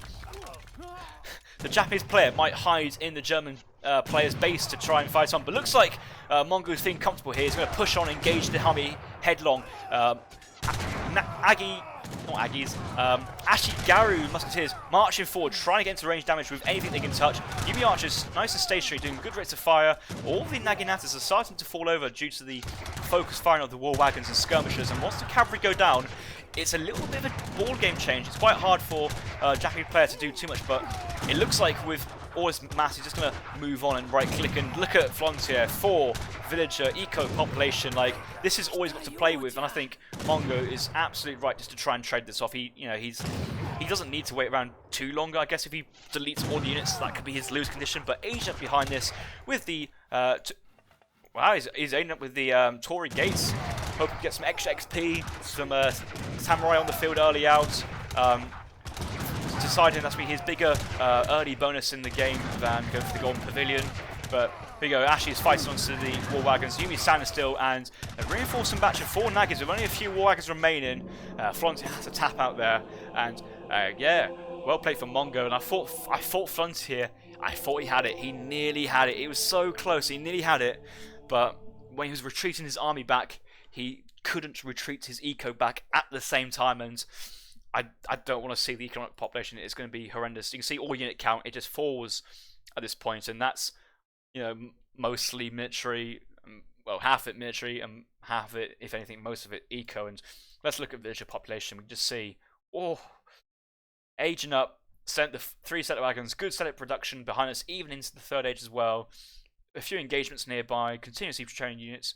Lost a settler wagon here to the Naginata raid, but once the army retreated, Flontier lost from 37 down to 18 vills, and then from there down to 15. So 2 successive raids. Really couldn't get his eco back again. Trying to retrain his vills. Like, at this point, I'd probably given up training vills, but trying to get the eco back in. He did have 23, but that huge raid from the Naginata with that increased mobility, really from the Japan player, as well as the cav superiority at that point, just came onto the map to Frontier's only hunting spot. Because it's such a small map, you just know where your opponent's gathering at any time, really, and just comes in, cleans up the eco, and you see the military population. This is the point where... Where's the villager? So that's the point with the villagers at 1350. Military at 1350. Frontier's hardly lost any military. He's actually picked off quite a lot of Mongos from 90 down to 50, with a few units being trained here and then. You know, Mongo was briefly at 90 versus 50, and then the next engagement actually lost a lot of units, really. A few reinforcements from Mongo, but you know, Flontier could have trained a little bit better, and it's a shame that he had such... At this position, it was kind of tough for him to come back. But as you can see, Frontier's reinforcements kind of grew steadily a little bit, and then Jaegers came in, but Mongo's just repeatedly being replenished with full batches of Ashigarus or Yumi archers, Naginatas, and just outmassed the German player and then took the next fight and just got on top of the Yumis and war wagons, the Jaegers and the war wagons with the Yumi archers and the Ashigaru musketeers. And once the military mass from Flontier went with 0 eco behind this, there's no way he can continue this game, and he had to resign at that point. You can just see how Flontier's eco graph just gets worse and worse as the game goes on. It just starts to flatline, and towards the end, there was very little resources being gathered.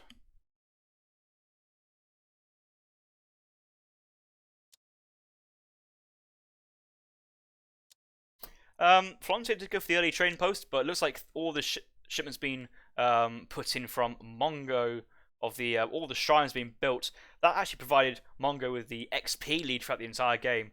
Obviously, German have an XP penalty due to how good their shipments are, but it looks like for the Japanese player, if you want to have some sort of XP boom, you just build shrines and a lot of them, and that's what we did see from the Japan player. If we go on to buildings to end this, where are the buildings?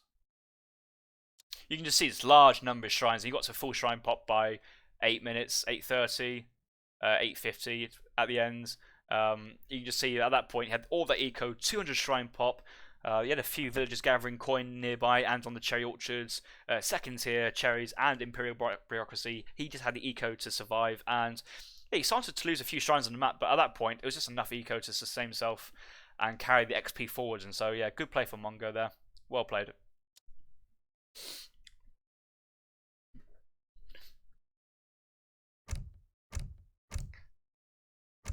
Well guys, that was game number 3 of a best of 7 series, so plenty more action to go, especially as the score is only 2-1 at this stage, and so we're guaranteed at least another 2 games. We're going to get at least having 5 games tonight if Mongo wins the next 2, but Flontier has all the opportunities now to come back in with the ability to counter-pick Mongo's Civ choices. And so if you like what you're seeing, like what you're hearing today, do consider donating to ESOC.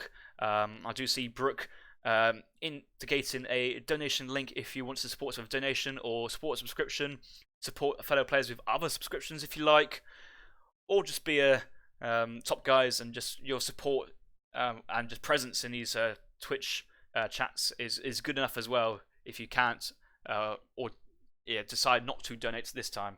But Mongo has decided to pick the Chinese civilization on Arizona, with Flontier counter-picking with the Sioux. And I wonder what Flontier has got planned with the Sioux. Does have the ability to try and control the trading post in the second age.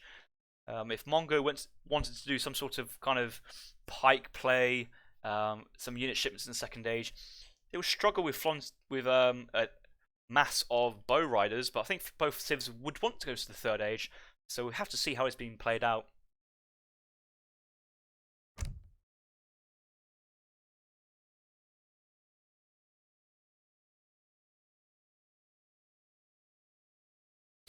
Kaiser Klein appreciating the beauty of the German resource graph, and that's what happens when you have all your vills gathering in forward coin mines and forward hunts with no greatcoats. Remember guys, Harrison says it, remember your greatcoats.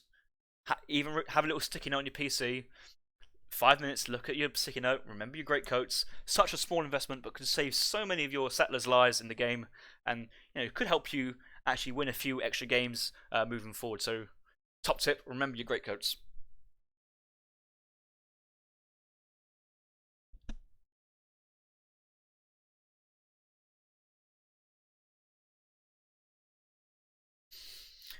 But Mongo readying up as the Chinese civilization as the civ he picked, and Flontier has decided to ready up as the Sioux, and we're going to go into game number 4 on Arizona, Chinese versus the Sioux.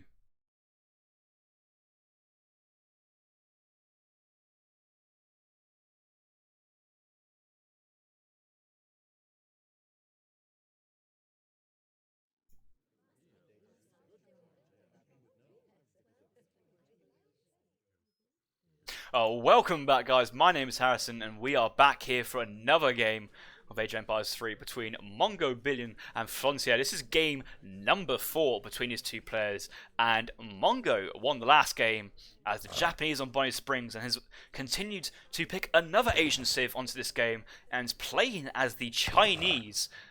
We do see from both players this was a wood start, and so the Chinese player is able to drop down the early village while he sends his explorer out into the market, and he's decided to not go for an early trading post, but he may have just scouted that 75 wood treasure, and once he sees this treasure, he may be busy doing other micro, and he's seen 80 wood.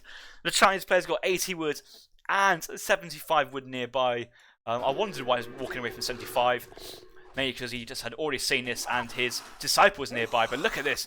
Explorer and Disciple working together to take down the Cougars. Both have multipliers versus the native Guardians. Stun on the Cougar. And a easy pickup for Mr. Wang Lang early in Age 1. And extra 10 wood needed to get the trading post. And oh no! What we do see? We see Flontier coming in for this 75 wood treasure. And he can actually... focus wasn't down a little bit. He needs to try and micro which way he swings, and he could. This is a contention, but yes, Flontier gets down straight away and gets to run away with his prize of 75 wood.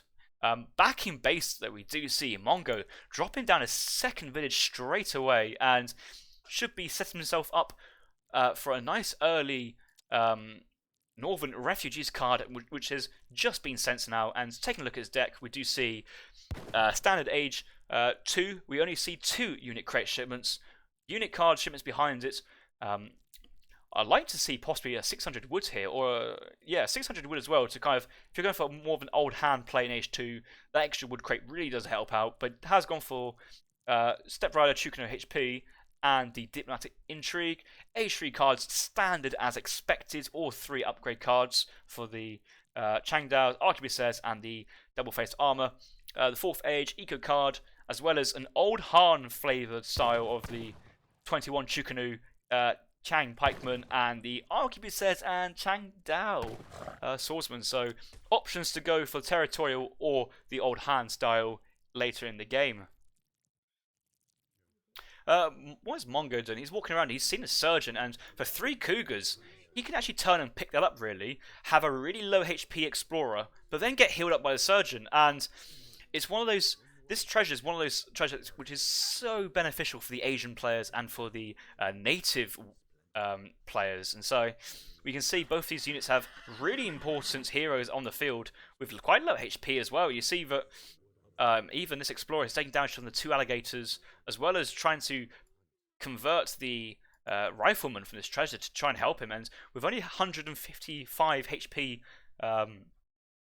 Explorer available, actually, he needs to be careful of how he takes next treasures, because he may lose it before he gets to the second age, so he may wants to wait until he's in age 2 before he gets it. Outlaw Rifleman has now seen the Wang Lang. Oh wow, that was a long stun range, and that Outlaw Rifleman, he was converted to the Sioux army. He was convinced by their payments and their war plans, but had been confused by the presence of a Chinese player in North America, and so was stunned, clueless, and just couldn't get away, and picked off very easily by the Chinese player. Flontier managed to chop for a trading post in transition, and if you do have this extra eco from the extra villager, I do think you do have enough time to chop for a trading post in transition. But interestingly, we do see Mongo going for a 1 vil age up onto the Wonder, so only 1 vil building the Wonder, taking his time to get up to it. He could be up by now, or maybe not by now, but very soon if he had extra vils getting it. And he looks like he's getting a few extra vils onto the Wonder, but because this Wonder is so close to this village and the trees, these vils path in a very awkward way to help construct this building. Behind this though, chopping for the coin and food, I think we're just going to see a standard fast fortress behind this of the 700 coin coming in. And where's his sheep gone? Like, he needs to have his sheep nearby, and has he eaten it already? Be a shame if he has. Looking at all units, and let's go and go shipment sense first card. All units, I don't see the sheep presence available, or the goats for the Chinese player, so it looks like he's already consumed it. Maybe after wanting to get that age up slightly earlier, because he knew he wanted to age up to the second age rather soon if he's just having the 1 vil building it, so he can send the 700 coin in a timely manner. But he's now chopping past 300, and maybe he's just getting enough just to get 1 sentry or irregular batch to defend if needs be. And yes, you see a few settlers staying on to about 380, and as we get to the 70. I think they're 80 coin, 80 food each. So yeah, he's sent a few more back. He needs to be certain he has that 80 coin available. But here we go, 700 coin being shipped behind, and most fields then being transitioned to the foods to gather the resources needed for an age 3. And Sue is just saying, thank you very much. Let me take full map control here with your passive play. 700 wood first card, and he's moving on the map, taking. Wait, pardon me. It was Flontier who dropped down the early training post. He did get the 75 wood treasure early on, so he must have gathered up his single wood crate to start off with, or no, maybe just chopped for it in transition and dropped it down. So yeah, Flontier is in a prime position to get his third training post and possibly get a full 4 TP stagecoach control, and still having a little bit of wood on the floor remaining. 140 to go, so should have another 200 wood available, so could go for the stagecoach upgrade on these 3 training posts, and before going for the 4th one, and that should help him with an XP bonus from the upgrade as the stage cart gets reset depending on where it is, and then eco upgrade from the stagecoach benefits of the resource income. But 4 Axe Riders sent as card number 2 in the Colonial Age, and trying to get some raiding presence on the Wonder. He knows that Mongo's going to have to commit to some Vils aging up, and we see 8 Axe Riders pressing into the Chinese player's base, and Mongo's decided to build a lot of Disciples behind us preemptively, and this looks like he's dropped down the Wonder, but carried on gathering food to ensure he has enough resources to train his Disciples. All his sentries called quite early, slowly decaying HP. They should be good for a while, and I think this Axe Rider investment from Flontier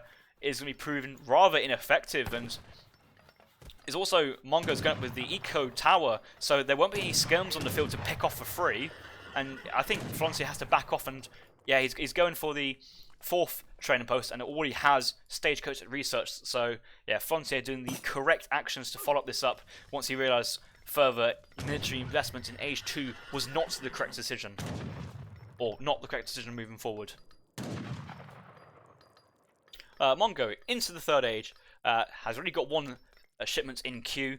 He has a 2nd one queued up behind it, and so should be able to choose his 2nd shipment dependent on the situation to start off with.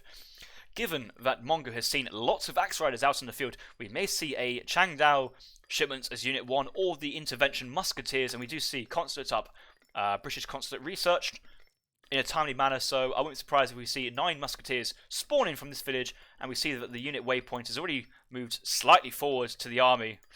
Summer Pass could be configured to a territorial army at this point as well, so Mongo starting his mass of Chinese units, and we'll have seen that Flontier has got 4 TP stagecoach control mid-map, which also will give Flontier enough time to age up and kind of see what the Chinese army is doing and how it's starting to grow. Raid coming in from Flontier right side. He's seen that the Chinese army is away on duties, but soon Mongo should have another shipment being popped very, very soon, and this could be like a Changdao pop on top of the army. We have to see what shipment has been chosen. It could also be skirmishers where you may want to try and hide them and send them far away, but it looks like Flontier is getting out before his next shipment arrives from Mongo, and that shipment is on the way. We can see it, and I think he's got another one behind, or maybe the fact that because he hasn't got that trading post up, his shipments are so delayed, and so it looks like, yeah, it might be actually I was completely wrong, and this is his 2nd shipment being sent now, and this is the difference between China with a TP and China without a TP, and given that it was a wood start to start off with, and he had that nearby wood treasure, he could have easily gone for an early training post in Age 1, and that could have denied Su, that full stagecoach control early on in his early Age 3 and transition to Age 3. But Mongo's kind of follow-up at this point, it doesn't feel all with it. Like, he's only sent that first Age 3 shipment, and that was at 8 minutes and 30 seconds. It's nearly 10 minutes, and that next shipment hasn't come. And yes, it's just the 10 arquebusiers with the another territorial army batch trained from the War Academy, but 10 skirmishers behind this is begging for elite Axe Riders, as well as 3 Dog Soldier shipment or 5 Axe Rider shipment coming in soon after for Flontier, and Flontier should have a lot of eco from a lot of XP from the 3 TPs he had early on before the stagecoach, as well as the stagecoach upgrade. So I'm expecting Flontier to send at least 2 shipments back to back, and he's got 68 population with 78 cubes, so maybe 5 axe riders incoming in his next shipment. 2 settlers in queue, so it should be 8 population being sent behind this. He's already sent the 9 Wikinas, so it even could be just 3 dogs. We'll have to see what comes out of Flontier's town centre as his next shipment.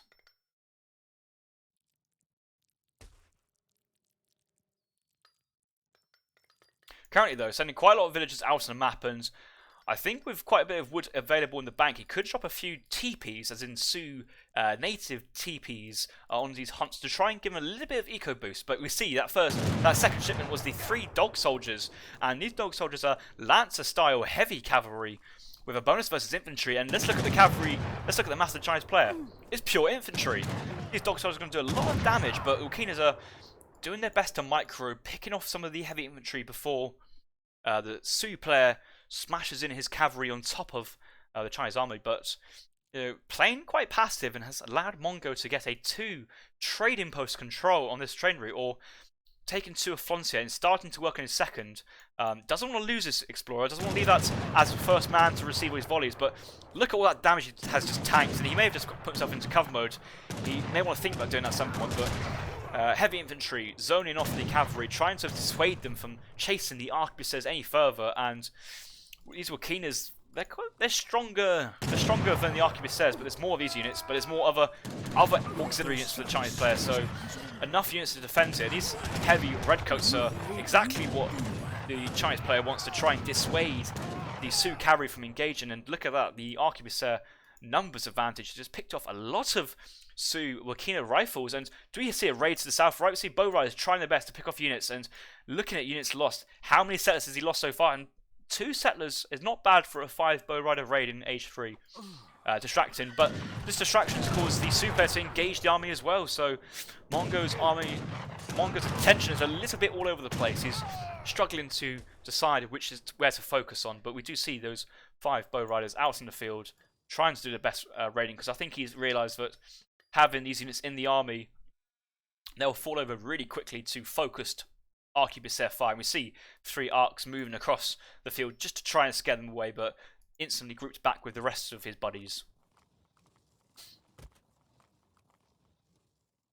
No cavalry yet on the field for Mongo, and that must be a very conscious decision from him. It's a few cavalry units here and there, very useful for snaring, but looks like he's committing to the territorial army style of the shipping the Changdaos, the arquebusiers, and the upgrade for combat for both of these. So these are relatively strong units, and especially in the how low and how cheap they cost and how many you can get out.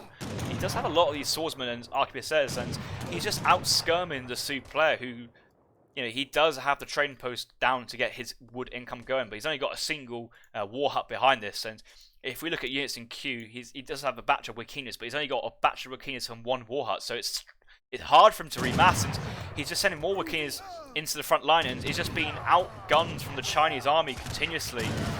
Soon he needs to take an enfightment, but he hasn't got enough Wikinas to really help out with his heavy infantry. Heavy infantry engaging the Sioux front line, and quite a lot of the cavalry. High damage per second, no war dance available for the Sioux player, but these Changdaos getting a very good surface area onto the Sioux cavalry. Sioux cavalry having to back away, and the population advantage is in the advantage of the Chinese player so far, and with a better eco as well as equal trading posts being secured, certainly advantage in this matchup is now going to a Mongo, but that could all change at the triggering of the Sioux big button, and it's quite early in the game to be thinking about it, so maybe he wants to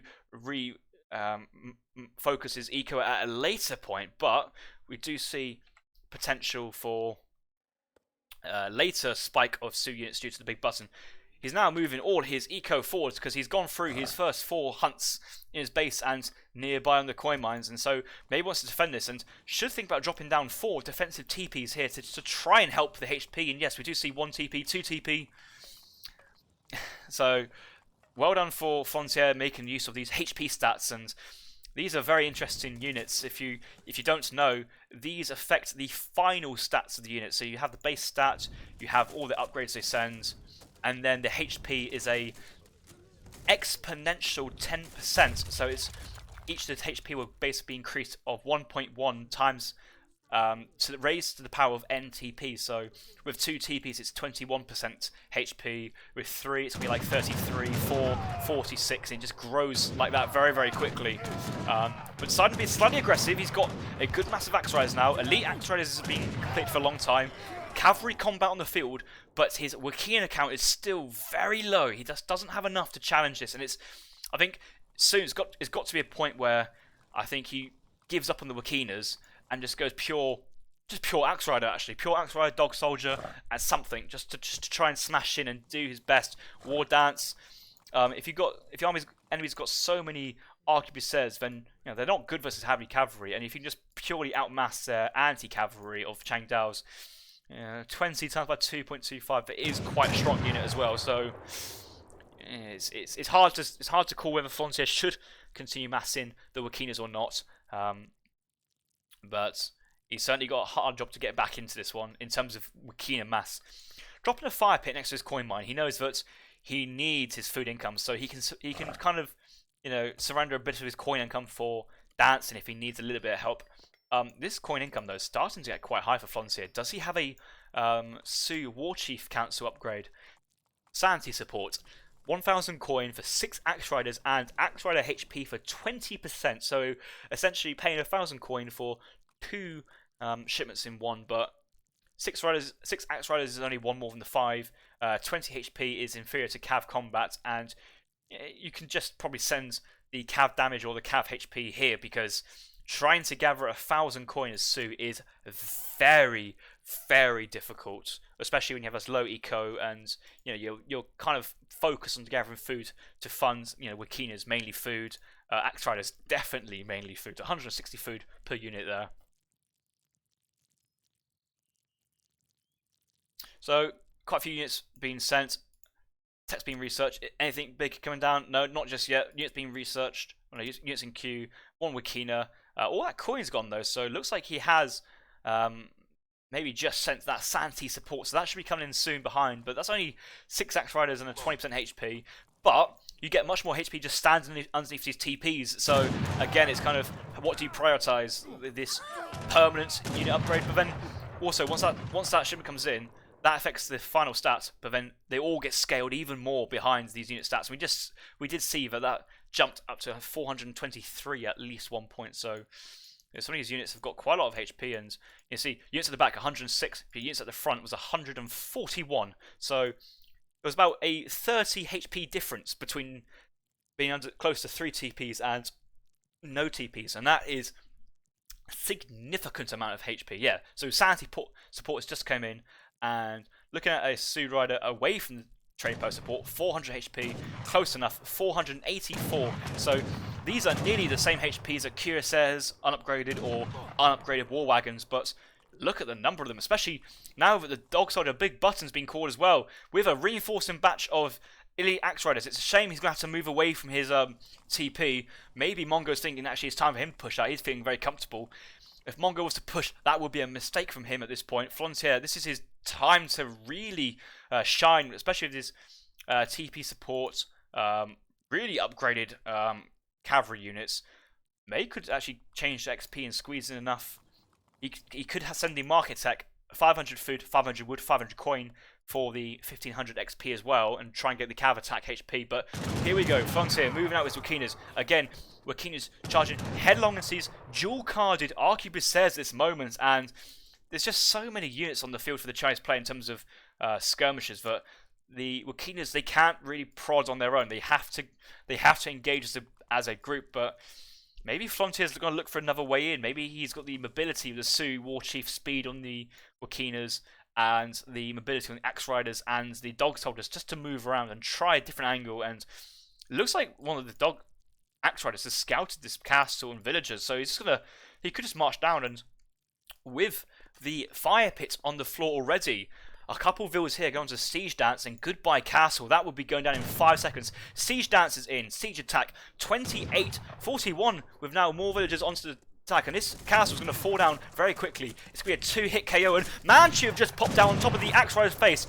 Changdao's nearby as well. It looks like Flontier's going to turn around and try and have to fight this. He's basically committed right underneath a Chinese castle, and Looks like getting a good volley and 5 Manchus already picked off from the Sioux player. Well microed Flontier, well microed, but this huge army of arquebusiers pushing out past the castle, and we see that is Flontier trapped. We've got an army of heavy infantry cutting off the cavalry.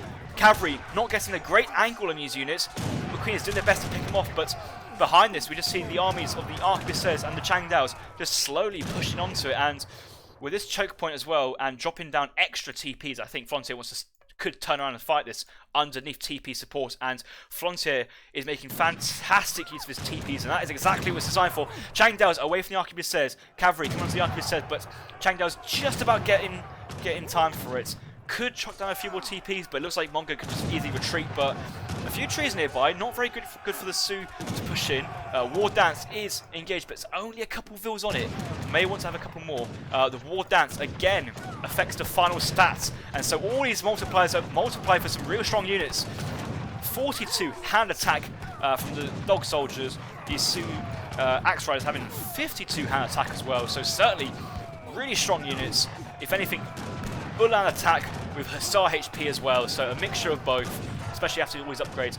Changdao is being pulled apart from chasing the cavalry and being picked off by the Wakinas. Arquebusiers are picking off the Wakinas, but with hardly any Changdao swordsmen on the floor behind, I think Flontier is pushing this. He's just going to charge in and try his best. Decisive being picked off. Changdao's doing the best, being frontline infantry tanks, but the Wakinas are still there. They're firing behind. Flontier never gave up on them. He continued the Wakina production, but look at this Sioux. Heavy cavalry investment, elite axe, sanity support, cav compounds with the arquebusiers. The first cav match from the China players out, but these are unupgraded units, and they just fall over very quickly to the superior hand cavalry. Arquebusiers exposed, villagers exposed, and I think this is real tough for Mongo. Like, he's down 100 score, and Mongo taps at GG, and wow, oh my, that was a comeback from Flontier, I believe.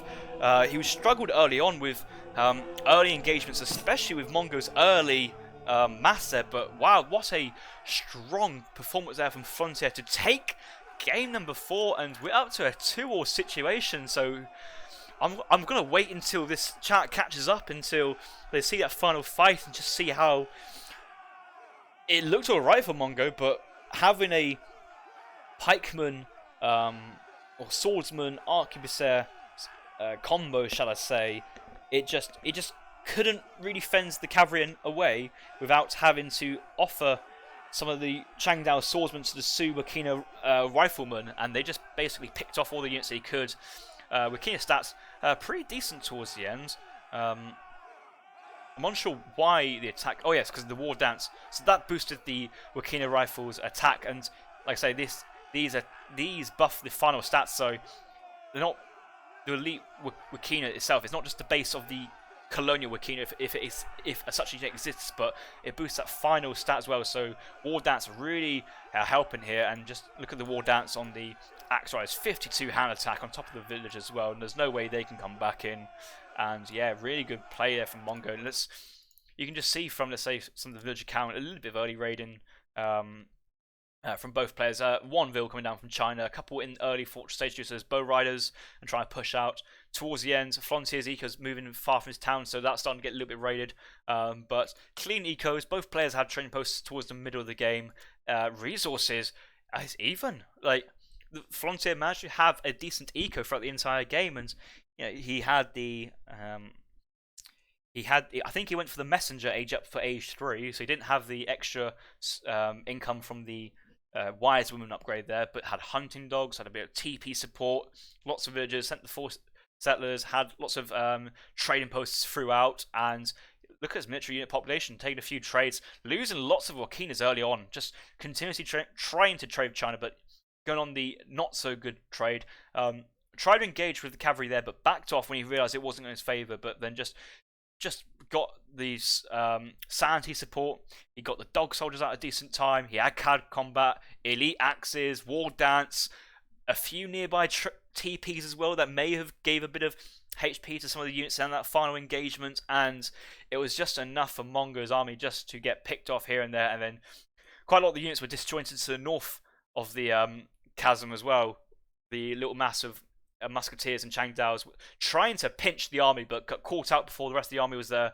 But then it was just pure skirmishers and Changdaos getting torn apart by the Sioux heavy cavalry, and really, really good comeback from Flontier, because I thought it was a bit tough at this minute, 14 minutes, when he lost complete control of the train post. Militaries are equal, and China had the better eco at that point.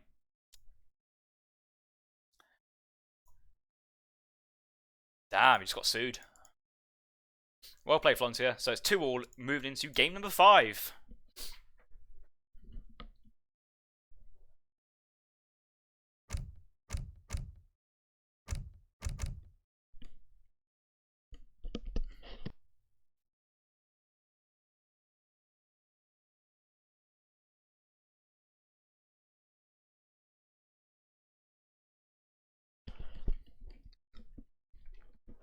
So it looks like all the viewers have finally caught up to the main fight of the Sioux player and seen how the Sioux managed to win that game and take out a good advantage at the end, and just had that military strength. And that was really, I think that was just positioning available from Flontier, especially how he split off his cavalry into 2 blocks, pulled the cavalry back to the flanks of the arquebusiers. That drags the Changdao swordsmen forwards, chasing the cavalry, but they just got picked off very quickly by the Wakinas. And once there's small enough numbers of Wakinas out on the field, it was a time for the Sioux war chief to do a U-turn with his cavalry and charge into the arquebusiers and heavy infantry of the China player and just smash into the China army and just take them out.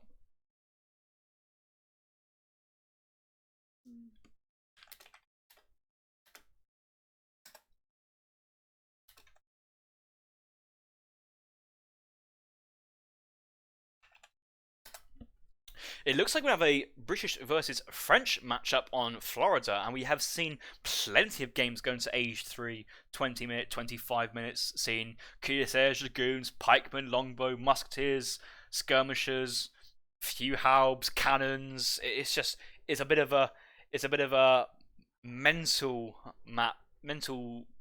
matchup, shall I say, into the late fortress. I think it's quite standard in the early game. It's quite bread and butter. Everyone follows a set rule plan and set build orders, and British player going for a bit of manor houses, trying to defend his best from raids. But once it gets to the fortress age, it just feels like it's like all the rules which were previous there just go out the window, and it just goes into a massive bloodbath as just the higher quality units of the French player try their best to take down the endless units of the British player with the superior eco. So looks like it was going to click into a British versus French matchup for game number 5. What game is it?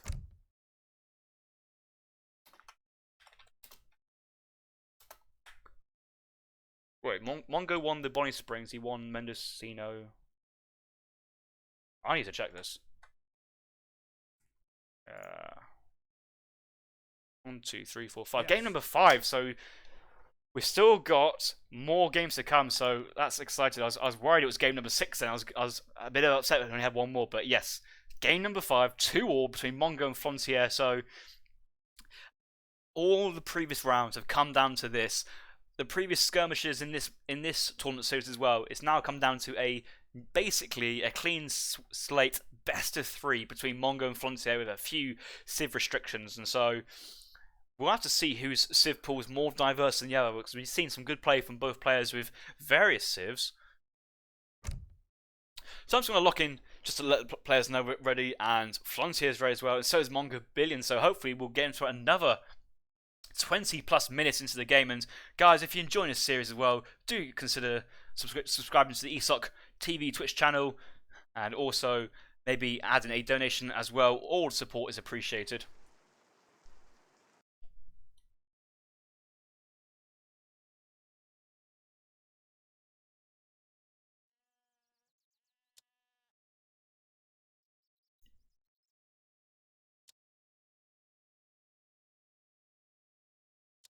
Welcome back, guys. My name's Harrison, and we are jumping into game number 5 between Flontier and Mongobillione in a best of 7 series for the intermediate grand finals. Flontier won the last game on Arizona as a Sioux civilization, where he managed to defend the pressures of Mongo's China before pushing out and really destroying the Chinese army with a series of really good position and control with skirmishers and heavy cavalry of the Sioux, and just rolled that. But now we're into the new game. Florida, Flontier picking French as a first pick civ on this map, and French is a civ we see very common on this map.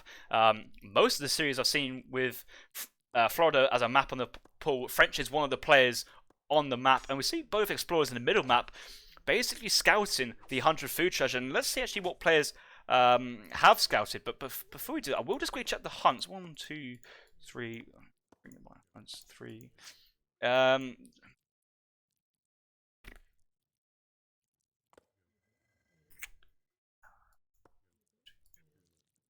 Yeah, it's kind of like a 5v3 situation actually, and he's already hunted one. So okay, 1, 2, 3, 4, 5, 6, and it's just the I'm gonna read this.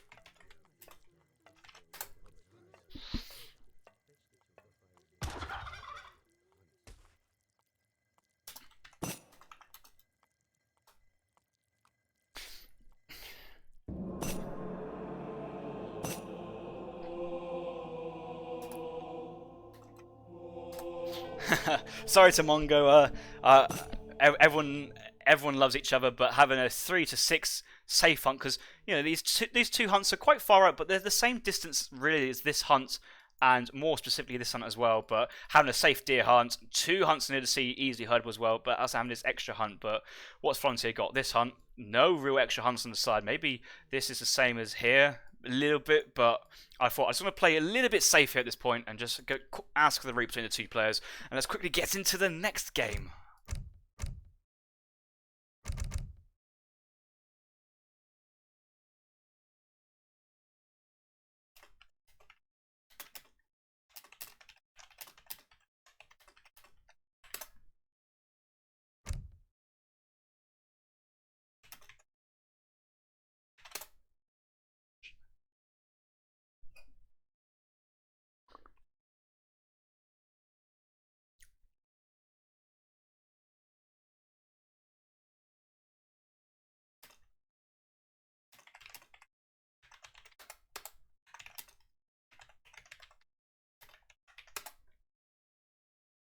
Yes.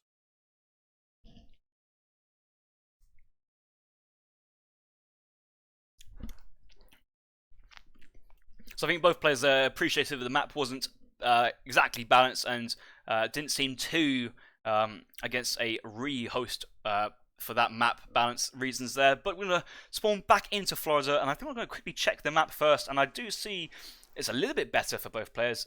Safe hunt, starting hunt, 1, 2, 3 nearby, 1, 2, 3 nearby, little exposed, little exposed. That's all good though, so I'm happy this map balance fine, and coin mine's plentiful.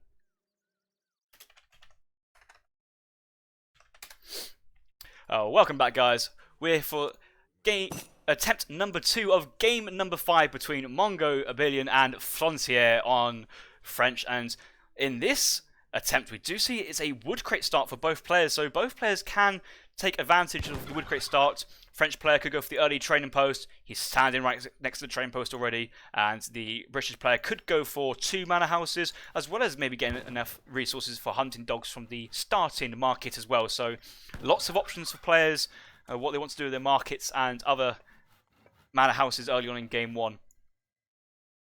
In the last game, we did see Flontier playing as a Sioux in Arizona, winning against Mongo's China, and has now decided to pick the French civ on this map.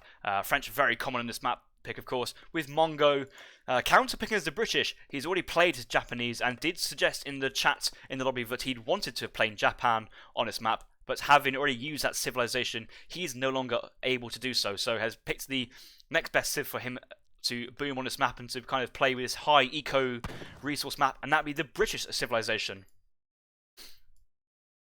Mongo has just picked up the 90 coin on the left hand side of the map, and the French player's native scout has already made its way across the map, and so must have scouted a huge part of the map already. So all of this being scouted by the French player's native scout, and so really good scouting from both players.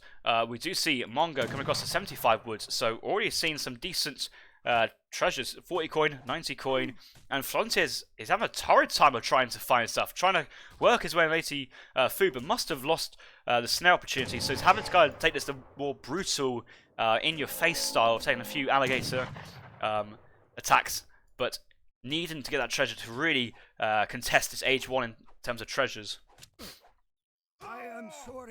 Oh no! What do we see here? The British player's explorer has gone down, and I think that was like a really low HP alligator.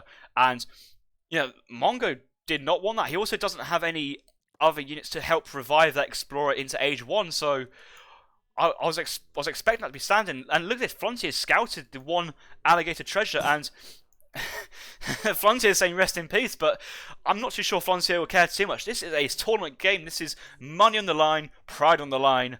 And he was going to make his way straight over for 75 wood treasure and pick up 75 wood, guarded by 1 alligator. So really easy pick up Flontier, and chances are he'd have his crack shot ready available just to show it off to Mongo how much an easy pick it is. And he's just waiting for the crack shot. He's under no rush to take this treasure. There's no way this explorer can be revived anytime soon to get this treasure. So yeah, rest in peace, Mongo.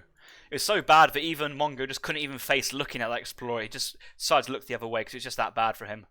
But also coming across a 40 wood treasure as well, so Flontier may want to come back to that. Some of his hunt starting to move a little bit away. He does have the hunt forward, hunt side safe, hunt back moving towards the trees, but you know, slightly moving away from the town centre, but still has 3 hunts in herdable and also safe distances, and it looks like Mongo is already working on some of his hunts as well.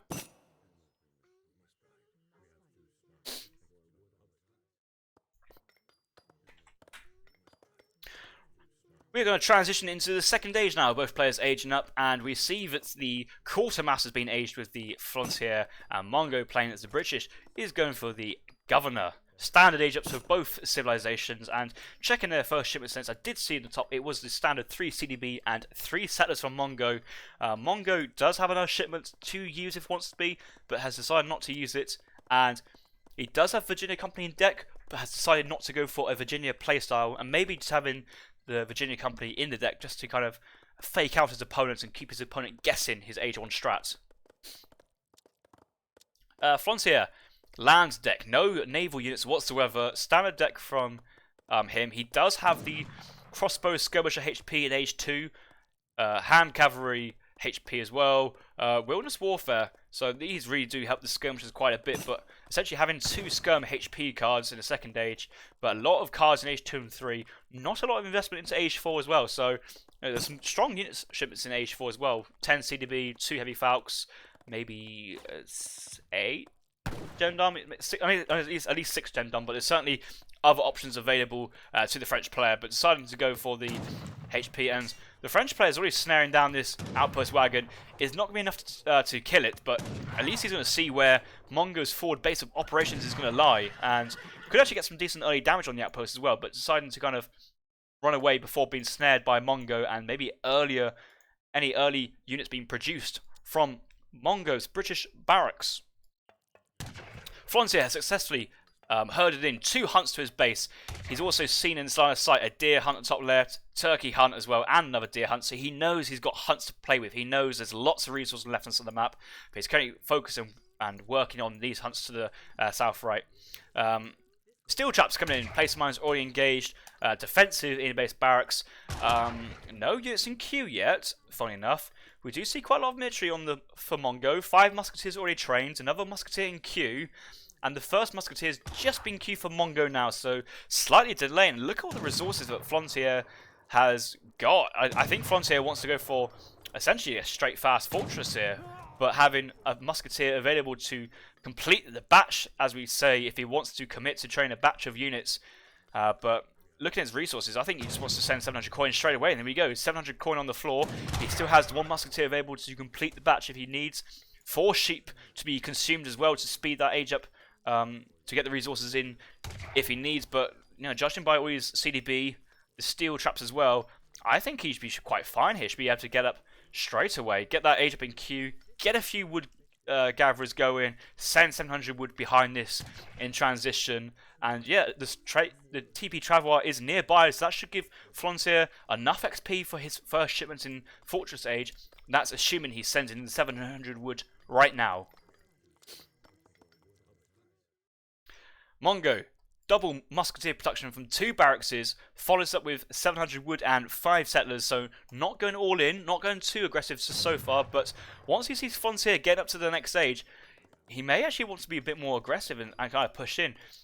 Looking at the text being researched, it is the Exile Prince for Flontier, the standard age up, the fast age politician, and I think Mongo might have seen this. He has not seen any single units on the field yet, no cavalry raids whatsoever from a potential stable, which Mongo may have anticipated, but Flontier is up, and the musketeers may turn around, but they're quite far away from the French players' town centre. If anything, I think Flontier is going to be very, very happy with his position at the moment.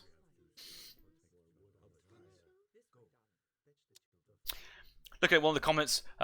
Suggestion that maybe having a refrigeration card in here could be beneficial. Also, having 10 Jaegers is an idea for Mongo. He does have space in his part of his deck for a 10 Jaeger shipment, and you know, if 12 Jaegers for Germany is considered OP, then 10 Jaegers for British should also be pretty decent, and can allow the British player to challenge Dragoon masses a little bit easier if going for a musketeer composition. So, you know, the British player has access to the 10 Jaeger shipment. Also has access to a 13 Jaeger shipment for 1500 coins. So slightly harder to get, but 2 Jaeger shipments available if the British player wants to go into Jaegers. But going for the more standard cards today, it seems. Flontier, usual cards, Skirm attack, Skirm HP, as well as refrigeration and other things moving on.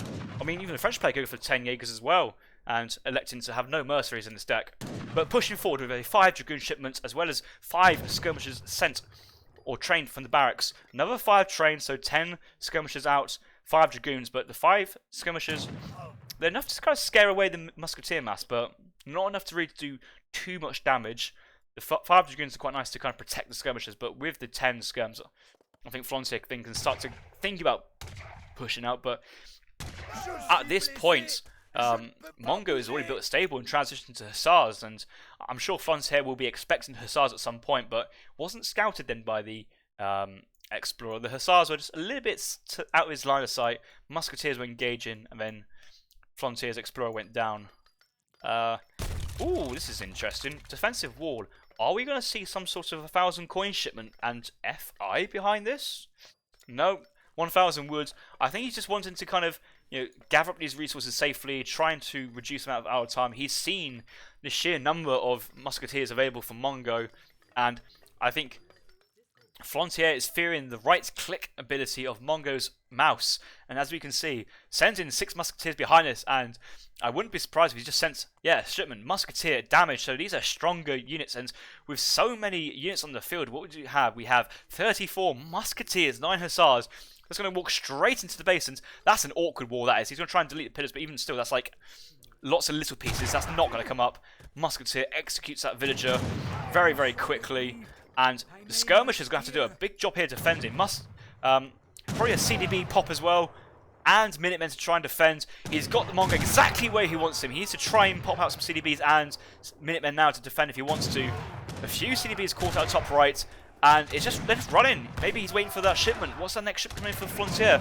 It's not on the way just yet, and Flontier has allowed the Musketeers to get on top of the skirmisher mass. Hussar raid from the south as well. 5 Dragoons only nearby to defend, and where is the rest of units? Oh no, he's gone for a dock. Why has he gone for a dock? This is where the action's at. The skirmisher's been pinned down by Hussars. Only 5 Dragoons still on the field. Well microed, want to preserve their life as long as possible, but Minutemen at the town centre have gone down, and 1,000 wood shipment as second card has not given Flontier that momentum he needed moving forward, and I don't know which side to look. Do I look over here or to look in the town centre? 3 Dragoons trying their best to micro onto the Hussars now. Units in queue. No units in queue for Flontier. All the villagers are belled up in the town centre. All 22 of them. The 23rd is near the dock idling around. We have a few Dragoons around still surviving, but he's just instantly killed a sheep. He just needs some resource straight away to try and help him. And having 2 fishing boats in queue from a single dock at Fortress Age feels so sad. At this point, I would have preferred to seen a town centre. I think Flontier may have just taken a leaf out of Kaiser's book, but picked the wrong matchup to do so. He was at the mercy of Mongobilione's right click on the mouse, and his in-base coin mine is gone. Luckily, he does have a safe back coin mine available to be used. And finally, he sent the 8 skirms and starting to get some sort of a skirmisher mass. But Mongo is just... he's got all the units he needs. He doesn't need to push out any further, really. He's got 10 longbows, but if he wanted to, he can age up behind this and get veteran musks with musketeer combat, veteran hussars, or he can just try and keep pressing his agenda with longbows, musketeers, hussars.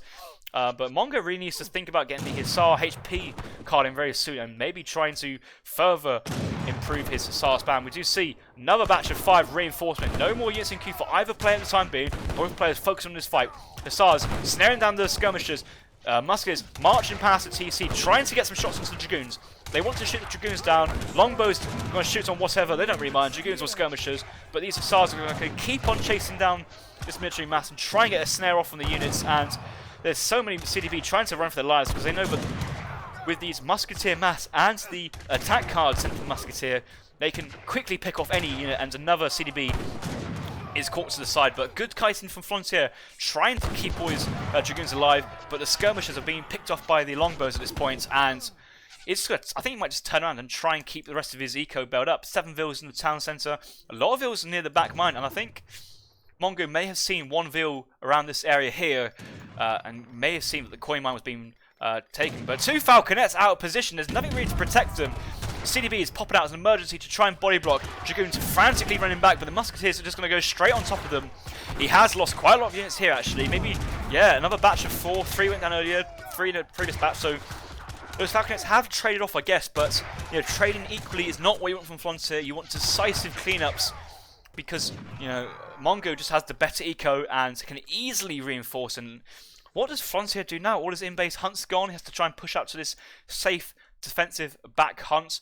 His military mass is non-existent. He's got a lot of people on his back coin mine that could soon run out. He's got a dock with 2 fishing boats sent, the OP 2 fishing boat fleets.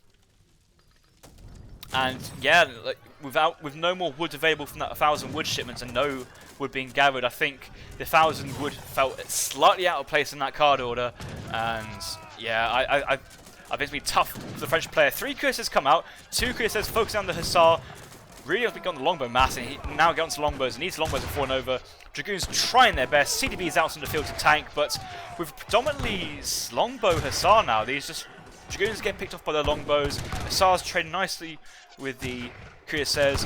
Hussars now having the HP upgrade available for the British units, and Flontier has designed and straight out there. He knows that was not clean from Flontier, should I say, and I think Flontier wants to get his head into the game straight away into the next game.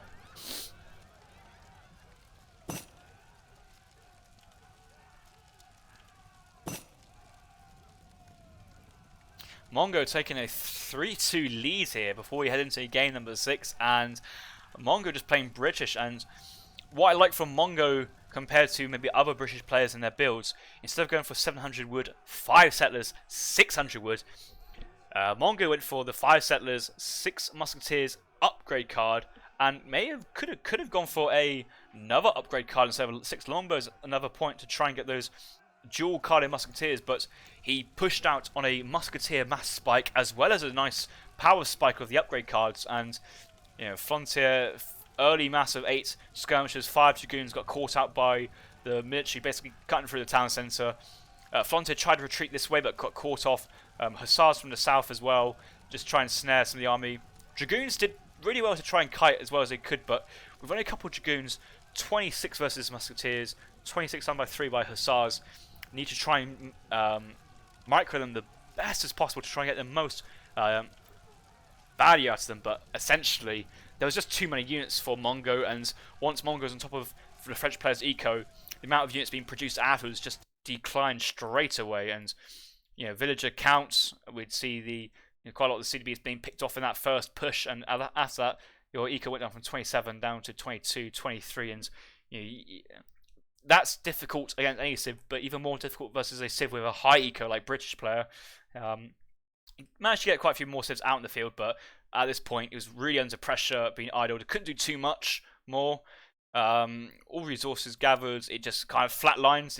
This is when he had all those 23 vills idle for a minute, minute 10. That's a long time, and you can just see beforehand there's about a 500 unit difference or a 1,000 unit difference, not too bad. But after idle, it went from 10,500 all the way up to 14,000. So 3,500 difference there, and that just grew. And that fish play in the sea with 1,000 wood just didn't really work out for the French player in this civ. So possibly just getting that build order slightly wrong. But his early age 2 play was really crisp, getting to a nice early age 3. But age into age 3 with no units behind it, you had to do your best to try and send your military shipments just to try and hold on that somewhat military advantage into the third age with the superior tech units. But once the British player right-clicked the TC with a double-sized military, and Flontier just couldn't keep kiting, the skirmishes just fell over really quickly. Quite a lot of dragoons still out in the field, but the reinforcements for the British player, they just was just too much for the French player to handle. And looking at the rest of the population just couldn't gather. Most of these were bailed up and idle, and it just really struggled from that point to get back into the game. And yeah, Flontier, he did do the 1 TP age up. He could have maybe tried to squeeze in a second training post with his naked FF. Obviously, it was such a risk considering he had no units, but it felt like he didn't have enough shipments to stabilize. But then that 1,000 wood, he managed to gather that wood, but once he got that wood, no more wood is ever given or gathered, and at that point, no more fishing boats were ever produced. So yeah, about 340 wood invested into the sea for very little return, and the others just, I don't know where the rest of that wood went actually. Right, let's hop into that game. We're gonna hop into game number 6. I just saw one of the comments which used the word big. I was like, whoa.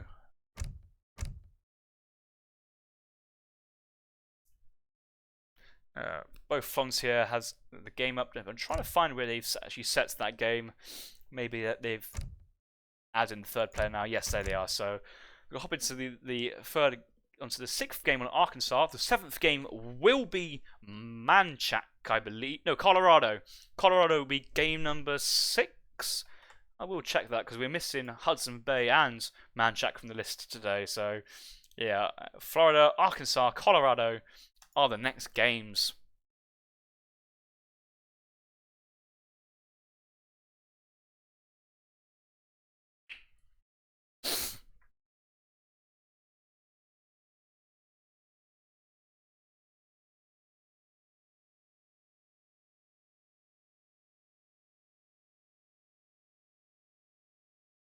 Right, Arkansas, Mongobillone's pick, and he's already played the British. He's won with the Japanese as well.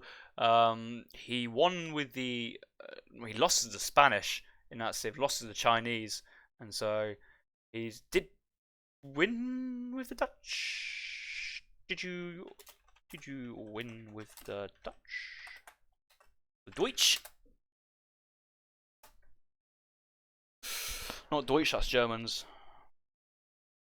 What is the German for Dutch? I don't know what that is. Probably Netherlands or some play on that word. Oh, Mongo is upset. He's wanted to play Dutch, but he's been told he's unable to play the Dutch because he's already won with the Dutch. But what a reason to not play a Civ. You've already won with them. So yeah, Mongo's having to rethink and can't go Japs, can't go British. And the Japanese and the British are 2 Civs which do quite well on this map. We might see Aero. Ooh, a curveball there from Mongo. Haven't seen any native Civs coming out from him just yet. I kind of was expecting to see French coming out of Mongo there, but Aero coming up as well. Similar playstyles to French in some regards, quite different in many others. And yeah, I think quite a lot of the chat now is catching up to the graphs and reacting to Flontier losing that last game, and with that dock play which never really materialized. But guys, this is the intermediate finals. We still have the advanced finals and the Pro Division finals ahead of us, as well as a few possible extra games in the bronze medal playoffs in each of the divisions. I think all the semi-finals have been concluded and completed with decisions made as well. So I think we're at the very end of the tournament. So I'm still going strong. I think the rest of the community is starting to feel the effects of it, but I'm here, the players are here, you guys are here in the chat, which is always appreciated, and we're ready to go into game number 6 between Mongo and Flontier. And if it's Flontier's going for a BRB, well, I might go for BRB back as well. Right, guys, I'm going to make a very quick comfort break. I'll leave you guys in the chat lobby so you can see any conversation between Flontier and Mongo. I should be back in about 1 minute time.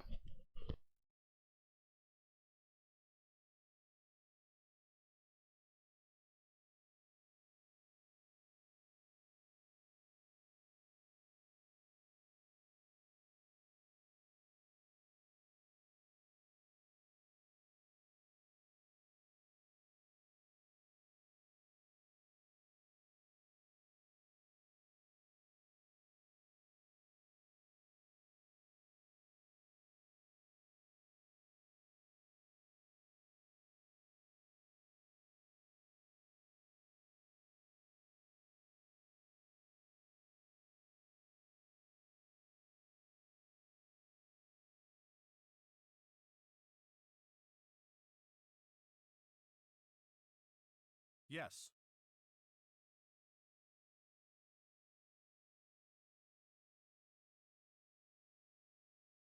Yes.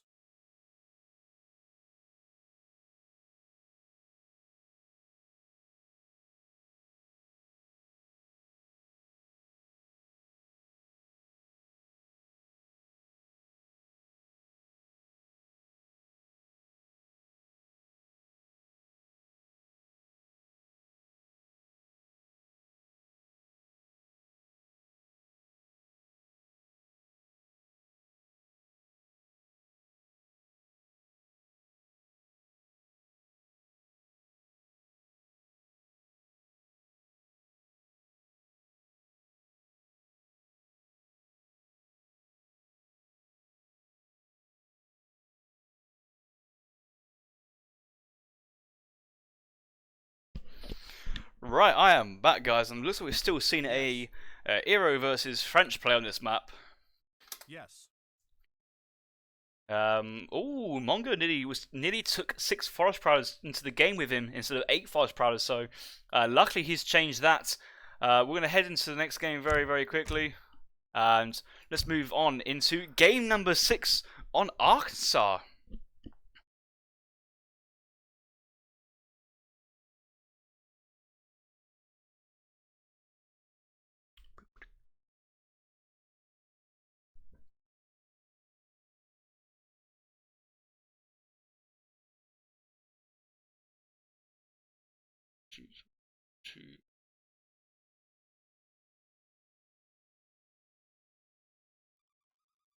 Oh, welcome back, ladies and gentlemen. We're spawning in here into game number 6 of this intermediate division final between Flontier and Mongobillione.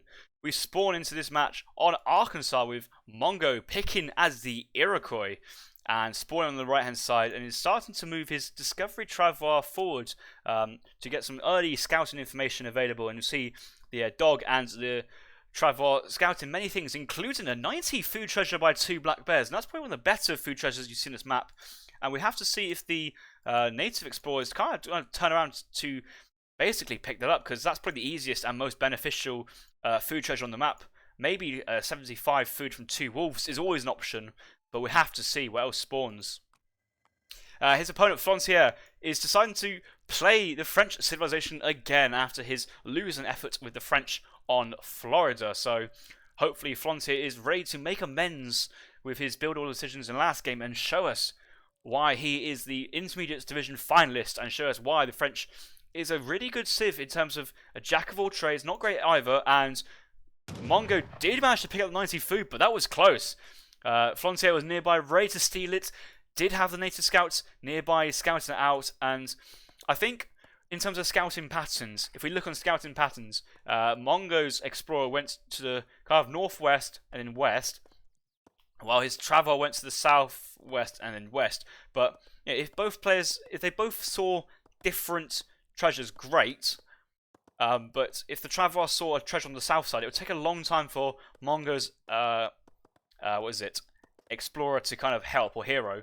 But if you had, for example, both the traveler and the hero go down to the south of the map, and let's say have the traveler walk along the southern side of the trading post and the explorer walk along the northern side of the trading post, they both scout out the same portion of area, but it will give Mongo's hero a very quick time to try and react, and he's just gone to the straight top side and easily picking up a 70 food treasure guarded by 2 wolves, converting one of the wolves as well. So not deciding to save one that converts for a higher tier treasure guardian, but is prioritizing this extra food, and it could be going for an earlier age up with having the 90 food, the 70 food, where Flontier has basically just got 50 coin, and that's it as well. Like, Mongo's got 70 coin from the little treasures, but Flontier has really a slow amount of treasure counts, and he's seen stuff like the Iroquois Tomahawk, or the vanilla Tomahawk, shall I say, 40 food by 1 wolf, 3 stray sheep, Cherokee rifleman guarded by 2 outlaw riflemen, or outlaw rifleman and pistolero combination. And Flontier's he's had a little lay of the land. He's trying to see what treasures are good for him, but he struggled to pick anything up. So it looks like he's going to decide to stick with the Cherokee rifleman, and he's going to crack shot one and melee down the other. The arrow players now just come across the medicine man, and let's look at HP. HP is rather decent.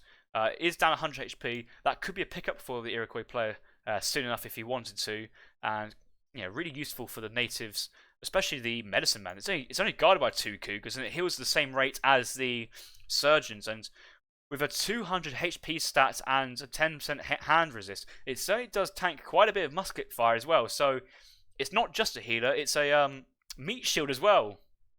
Sorry, mate. We see Mongo age up to the 2nd age, and he's going up with the Wise Woman, which should provide him with crates of resources on age up, where Flontier is also going for the Quartermaster, going for an earlier age up, 13 vils.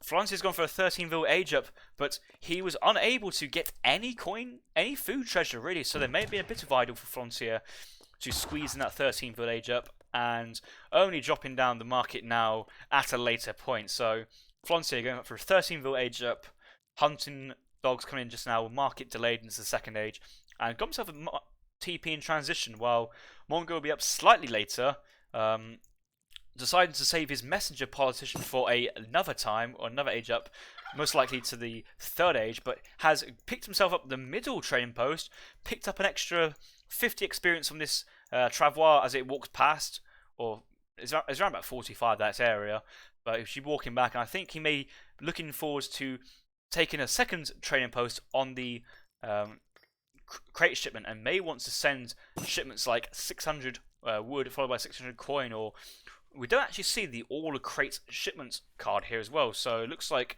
Mongo has decided to go for the 600 wood, 600 coin instead of the 800 all resources crate card. Warhawk going up, being sieged by the native scout and the explorer, and both these siege. 5 siege attack from the scout is not a lot, but times by 4 due to the building being under construction is certainly not insignificant, and we might see the Warhawk lose at least a quarter of its health, and 650 health already gone just due to that easy pressure from the French player. But the Iroquois explorer is busy to the south, building his own TP, and leads the training route 2-1, and Flontier is going to be sad when he notices that the Iroquois TP was already put down onto the middle trading post. 5 vils, first card for Mongo, billion into the 2nd age, and with no other wood available, he does have the war hut, which was built in transition from that Travois, I believe. So I would be surprised if we see the 600 coin come in as the next card for Mongo, and it looks like Mongo's just going to commit to a semi-fast fortress, or in this case a fast fortress style really. There's no military shipments being made. few muskets putting siege damage onto this longhouse, and this longhouse is really built in a bad position, I have to say, in the middle of the map. It's not even in the far corner down here or top side or out the blue. It's right next to the trading post, which is already inviting the musketeers to come down to siege this down. But they'll go, oh, an 1800 HP building for 15 population. Yes, please.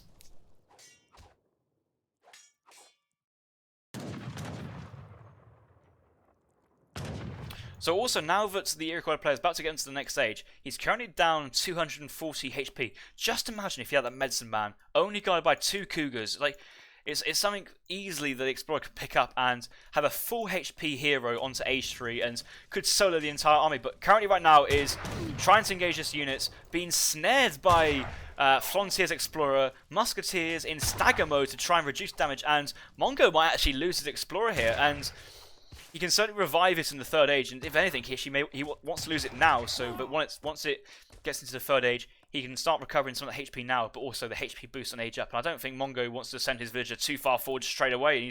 He's wanting to try and get it up very early, but I don't know why he wants to do this. He needs to, I guess he wants to get it up ASAP, but it's about to get snared by the Explorer again, and he's running away from his own age up. That's quite cute, actually.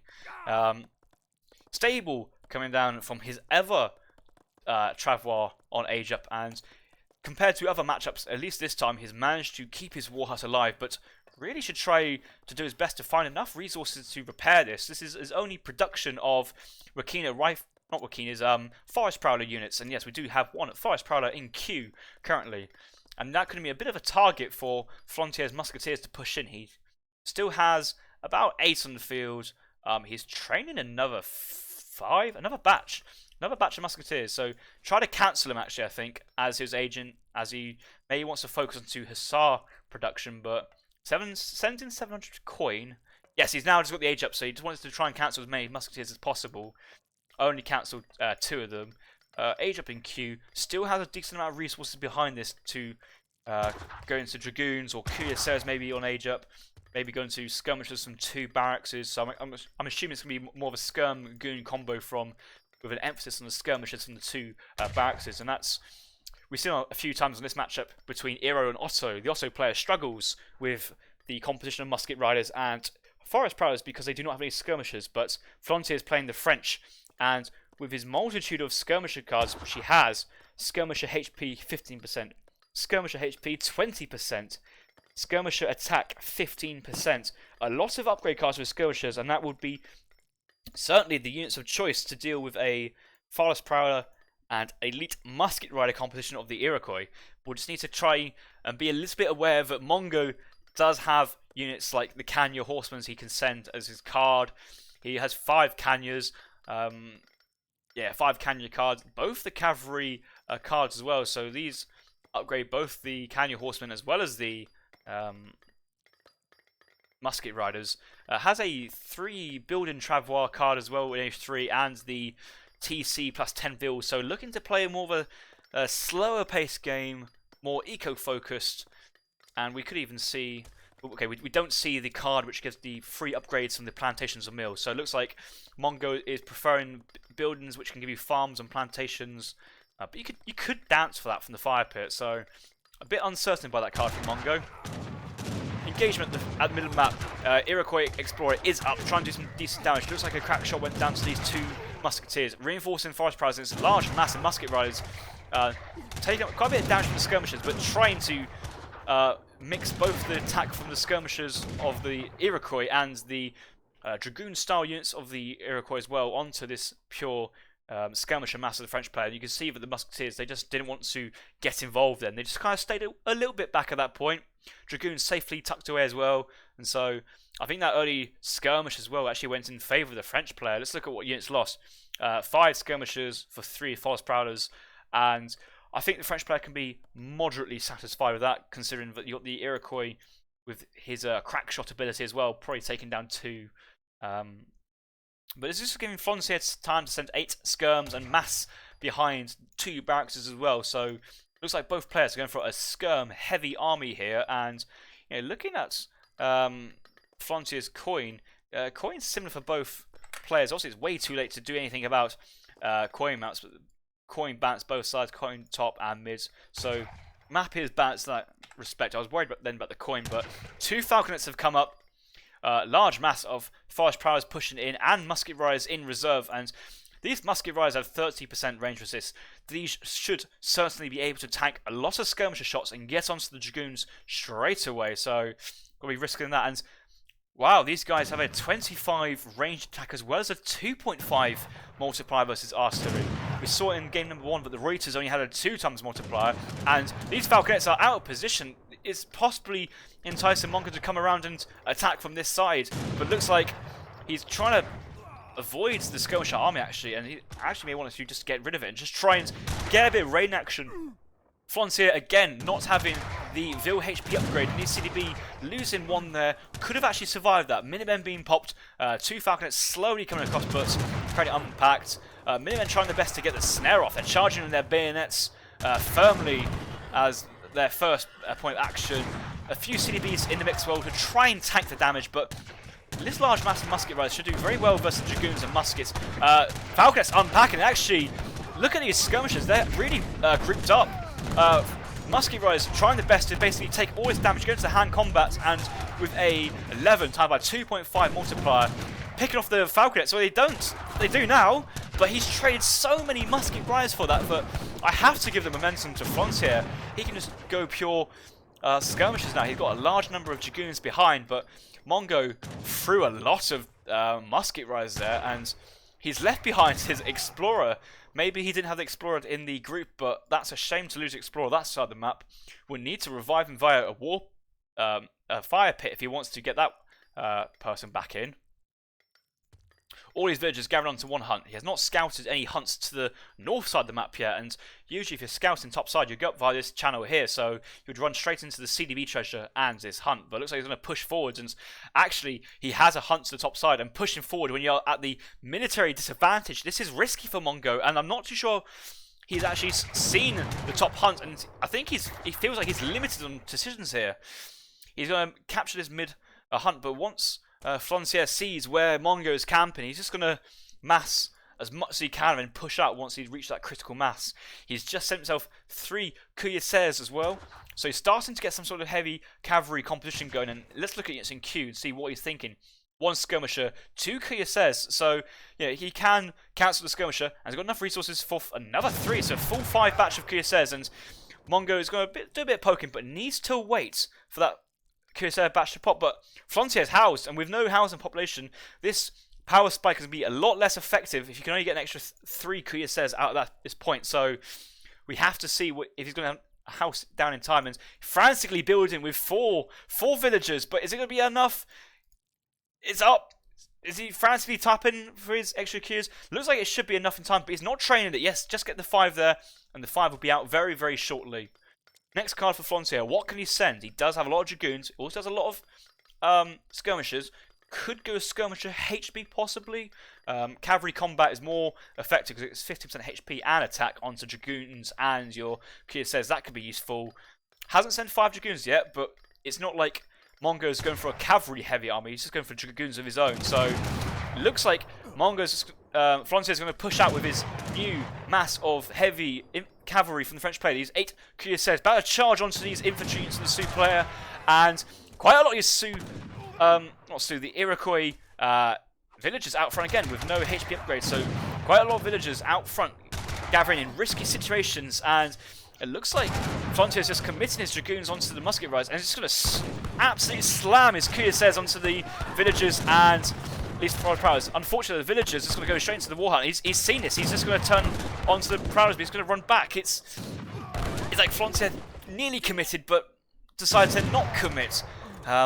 Let's see what's going on. He does have another 1 cuirassier in queue. 1 skirmisher popped out as a reinforcement batch of skirmishers. Not great. He does have a 7 skirmisher shipment at home ready to be used, and I think he may have just calculated that he picked up enough units of the Iroquois eco. See, 7 Iro villagers have gone down, and given that Iro is already really strapped for food income as it is, he may have just lost a few more. He might have lost a few settlers to the musketeer raid at the back of the base, so I must have missed this from Flontier, and if he managed to pick up some extra units, good play from Flontier, and Look at this mass migration onto this coin mine. Has he even scouted this hunt to the southeast of the map? I don't know. He hasn't scouted the top, and these two prime positions for hunt and mine for both sides. Top.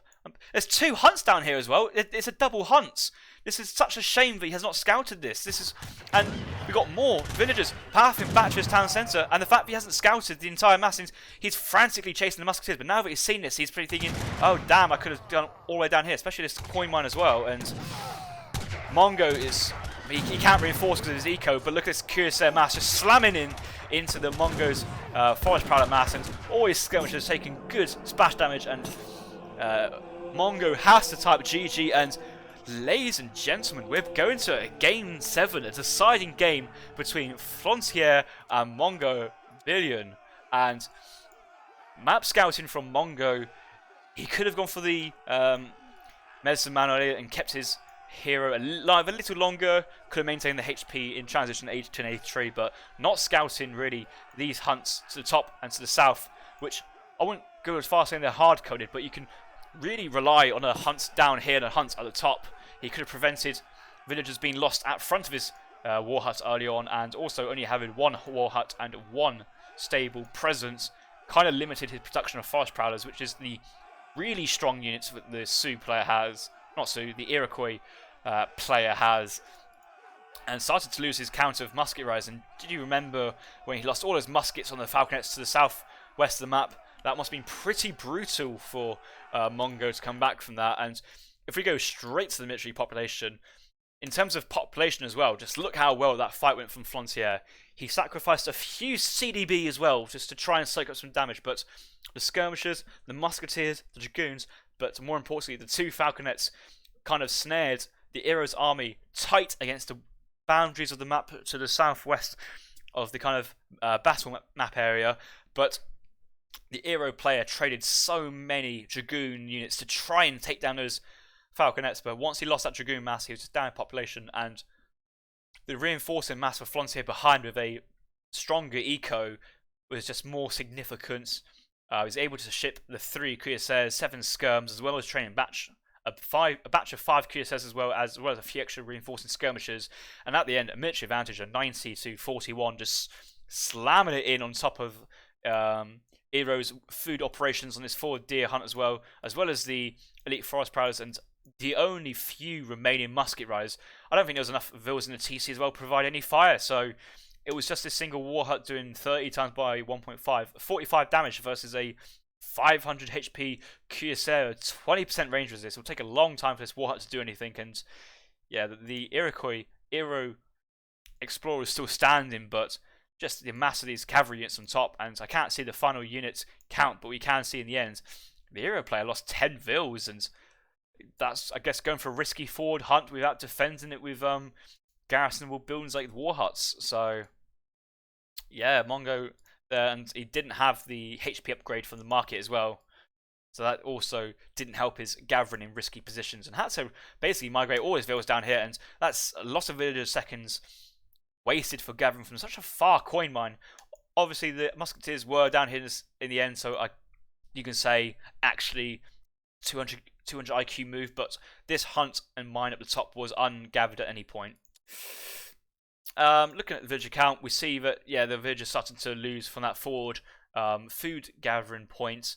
Only lost 1 vill for the French player in that fight, so losing 1 vill but trading off his 2 falconets for the Ero player's entire musketeer, musket rider, anti-cavalry, dragoon style units was a very good pickup for the French player. And in terms of resources, Gowdy, you see that he was ahead in the second age due to the CDB and market text, and then just continued to have that advantage. And later into the third age, actually, his ecoing proved at a much faster rate and just pressed that advantage against the Ero player. He just could not reinforce, and you can see that military population, it just never really grew.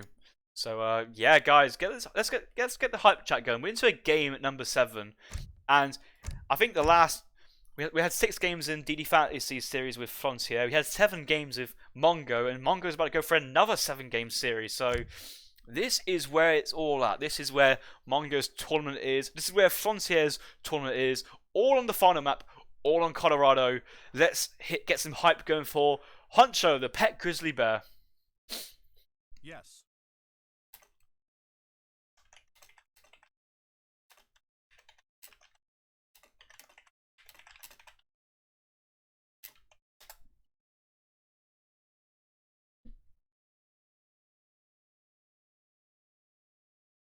I don't want to be a 4-player game, so I'm gonna hop out now. And yep, join once it's 3 players. So yeah, final game, and both these players have, they got to think. Flontier has to think what civ he's going to pick because he's going to the final game and he has to pick his civilization first, and he can open himself to any counter pick of Mongo likes. And the only thing Flontier knows about Mongo is that he just can't play. He can't play the Japanese, he can't play as the British, and he can't play as the one other civ he won earlier on, the Dutch. So, just like Mongo can stay as Eero if he likes, and if Flontier is going Spanish, maybe, I think Mongo could go French, or he could say Eero, but I think French would be a decent pick. I know that the British is a very good civ to have against the Spanish, but the French also do kind of equally well and kind of do a little bit. And is Mongo go China? We have a China versus Spanish game. This is a matchup I haven't seen that often, so I'll be looking forward to that if that's going to be the matchup he wants.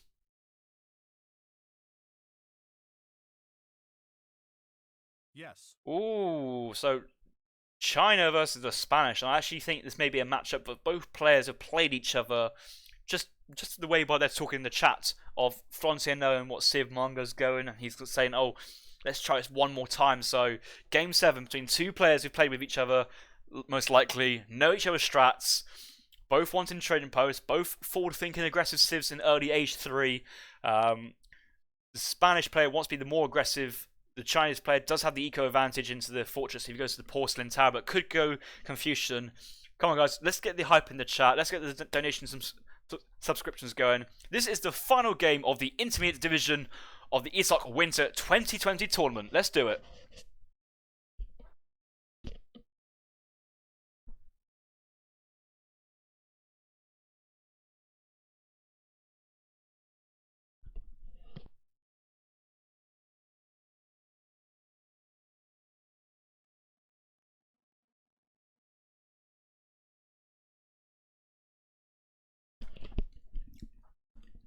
Welcome back, ladies and gentlemen. This is what the entire intermediates division has all boiled down to. A final game between Mongo and Flontier on Colorado. It's 3 apiece as we go into the final game of a best of 7, and we see Flontier having the first pick of civilization, opting to pick the Spanish.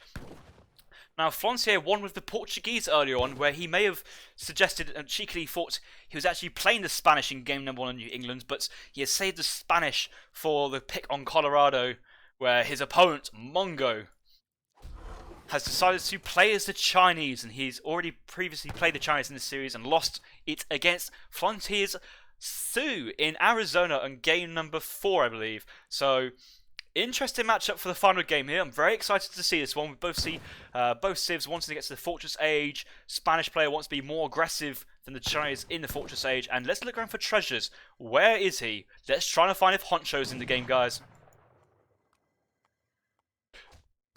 Oh, it's 95 wood. That moment when you don't want to see a wood treasure guarded by 2 grizzlies, you'd rather see Honcho. A native scout available, 3 stray sheep available as well, 90 wood down to the south, and 120 XP, and Honcho is not on this map, so we will not see Honcho feature in this final game. I might have to call a restart for both players as a result of that. That is unacceptable. But in the meantime, we do have the mature wolf butt, we have 90 food nearby, and 110 coins scouted by the Spanish player, and as a Spanish player, I think he's going to go straight back to his coin treasure. This is exactly what he wants to see to help him get that age up to the 3rd age very quickly. Once he gets to 110 coin, he doesn't have to mine a single bit of coin on age up because he ages up with the tower. The 200 coin gets sensors to the ground.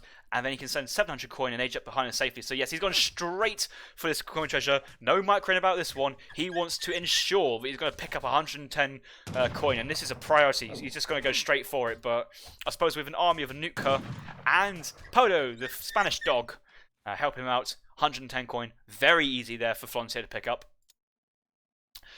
First shipment, 3 settlers coming in at an early time. He does have a sight on his first training post and a hunt, and he may not know it, but should assume it, for there's a hunt nearby in this black fog for Flontier to the top side.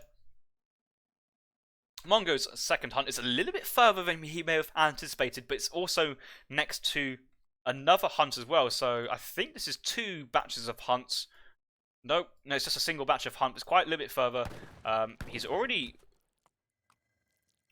His secondary hunt actually has stayed and actually migrated away from his town centre, so slightly unfortunate. And it may be that one of the hunts didn't spawn at the top side, because we have one kind of hunt here, but a secondary hunt available for Flontier down here as well as the mid map. So this extra hunt down here is mid map. It's both players' availability. So. Alright, map balance for both players, but actually looking by the number of bighorn sheep, it might be that it was just herded really early in from the side. We see a dead sheep this far from the town, so that might be the one he's gone for. And yeah, a significantly less amount of sheep in the base of Flontier, so good map balance as we move into the fortress age, into the colonial age. We see Mongo dropping down, wander forward of his town centre, go up to the Sun Palace, very standard, going for 3 villagers on the building at this time. Looks like maybe going for a 4th. He's just on hunting duty. He's about to hunt in one of the bighorn sheep. And what is the Spanish player doing? He's working his way onto his first trading post. He's not sent another shipment. He still has 1 in the bag.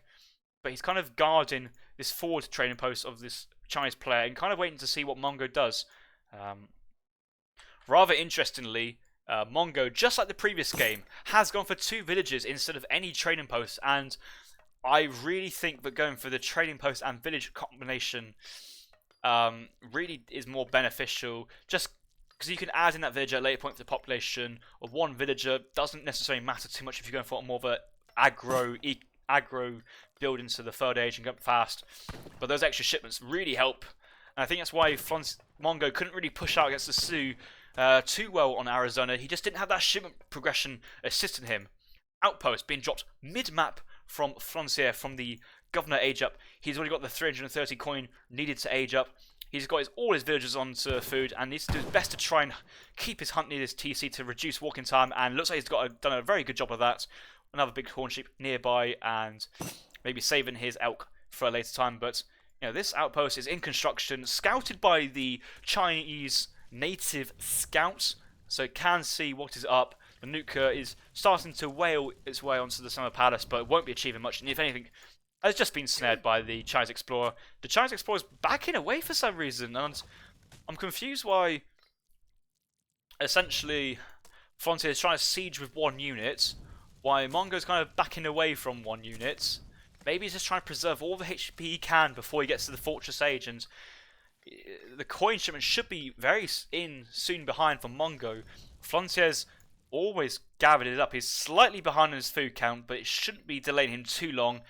And he just needs 100 more food to get going before the age up. But that should be very, very soon behind this, and we'll get the age up queued at about 5 minutes 40. So another 7 minutes and 10 advance from the Spanish player, or 7-minute advance. So it should be a good age up time for the Spanish player. He's got the forward outpost, so you know, any falconets or unit shipments being spawned here go down really quickly. And looking at his waypoint spawn behind, it could be unit shipments being sent.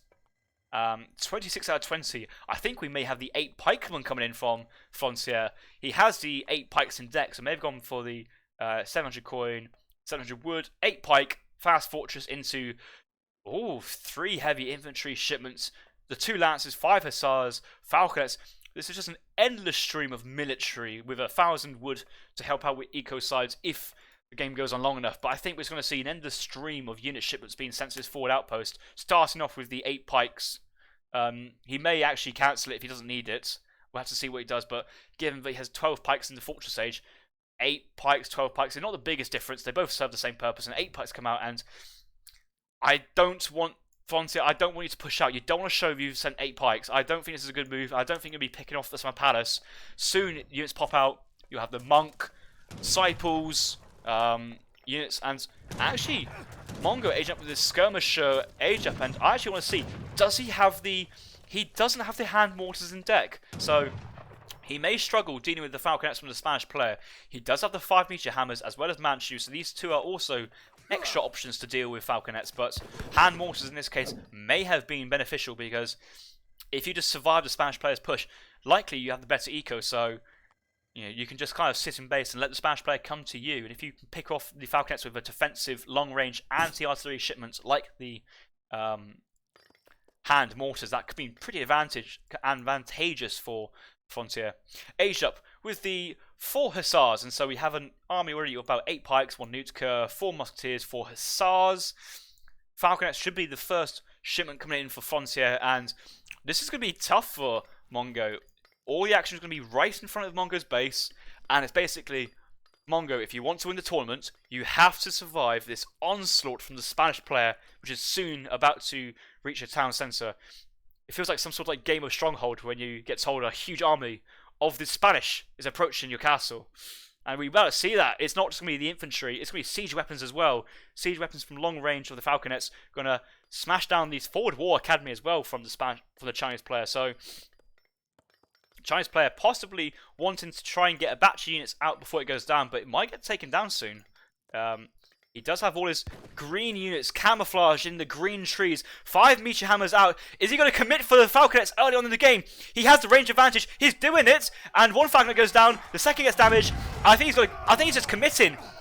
He's not picking up the second Falconet just yet, but that's okay. Picking up a single Falconet is good enough to start off with.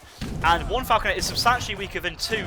But he's got all his ranged infantry right on top of this Falconet. And it's been all his ranged infantry in melee. This is not what you want, Mongo. That looked so great to start off with. It's just kind of already looking dicey a little bit. Hero Explorer trying to retreat, and Mongo desperately needs to reinforce with intervention shipments from his British consulate, I think. I really don't know who favoured that, but I think Flontier having 20 military population on the field versus 0, and the Chinese army mass has basically been reset. It might be difficult for Mongo to get back into this one. He should be fine though. He does get 1 batch from the War Academy, should get the intervention shipment very soon, and has another shipment coming probably afterwards. He must have probably got a lot of XP from just trying to train the units and get that small engagement there of picking off both the Falconets. So Mongo has abilities to remass, dropping a villager on his side hunt, so he's been denied this forward hunt from the Spanish player, so has to rely on the side, and basically also has to rely that the Spanish player is not going to raid him.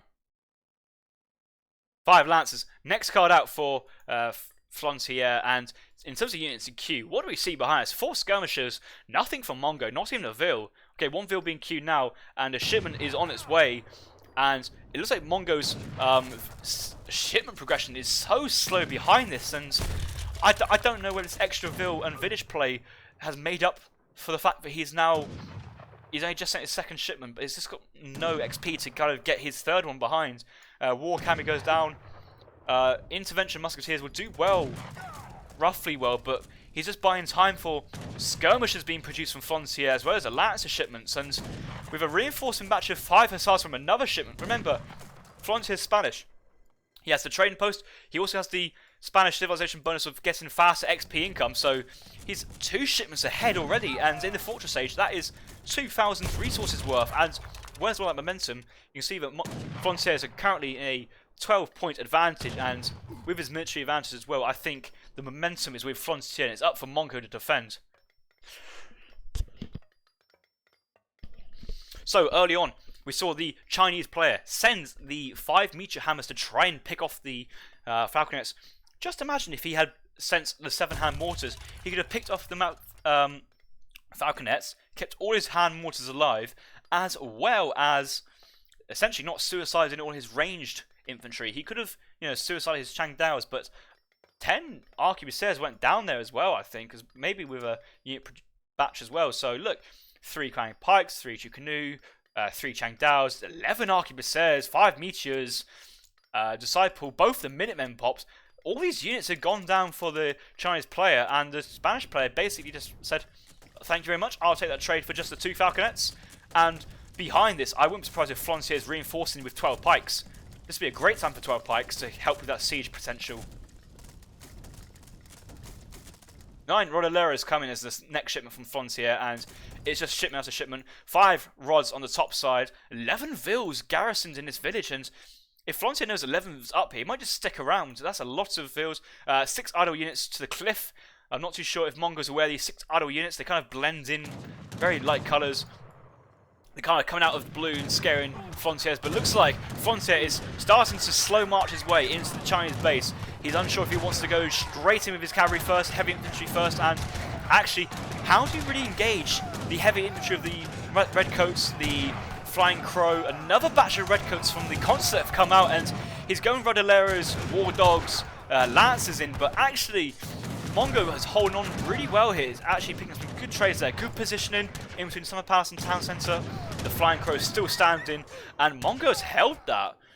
Not enough skirmishers to really challenge this ranged infantry mass of Mongo, of the arquebusiers and the intervention musketeers, as well as the trained batch of consulate musketeers from the consulate, and soon could squeeze in a 10 arquebusier shipment as well to try and aid this mass.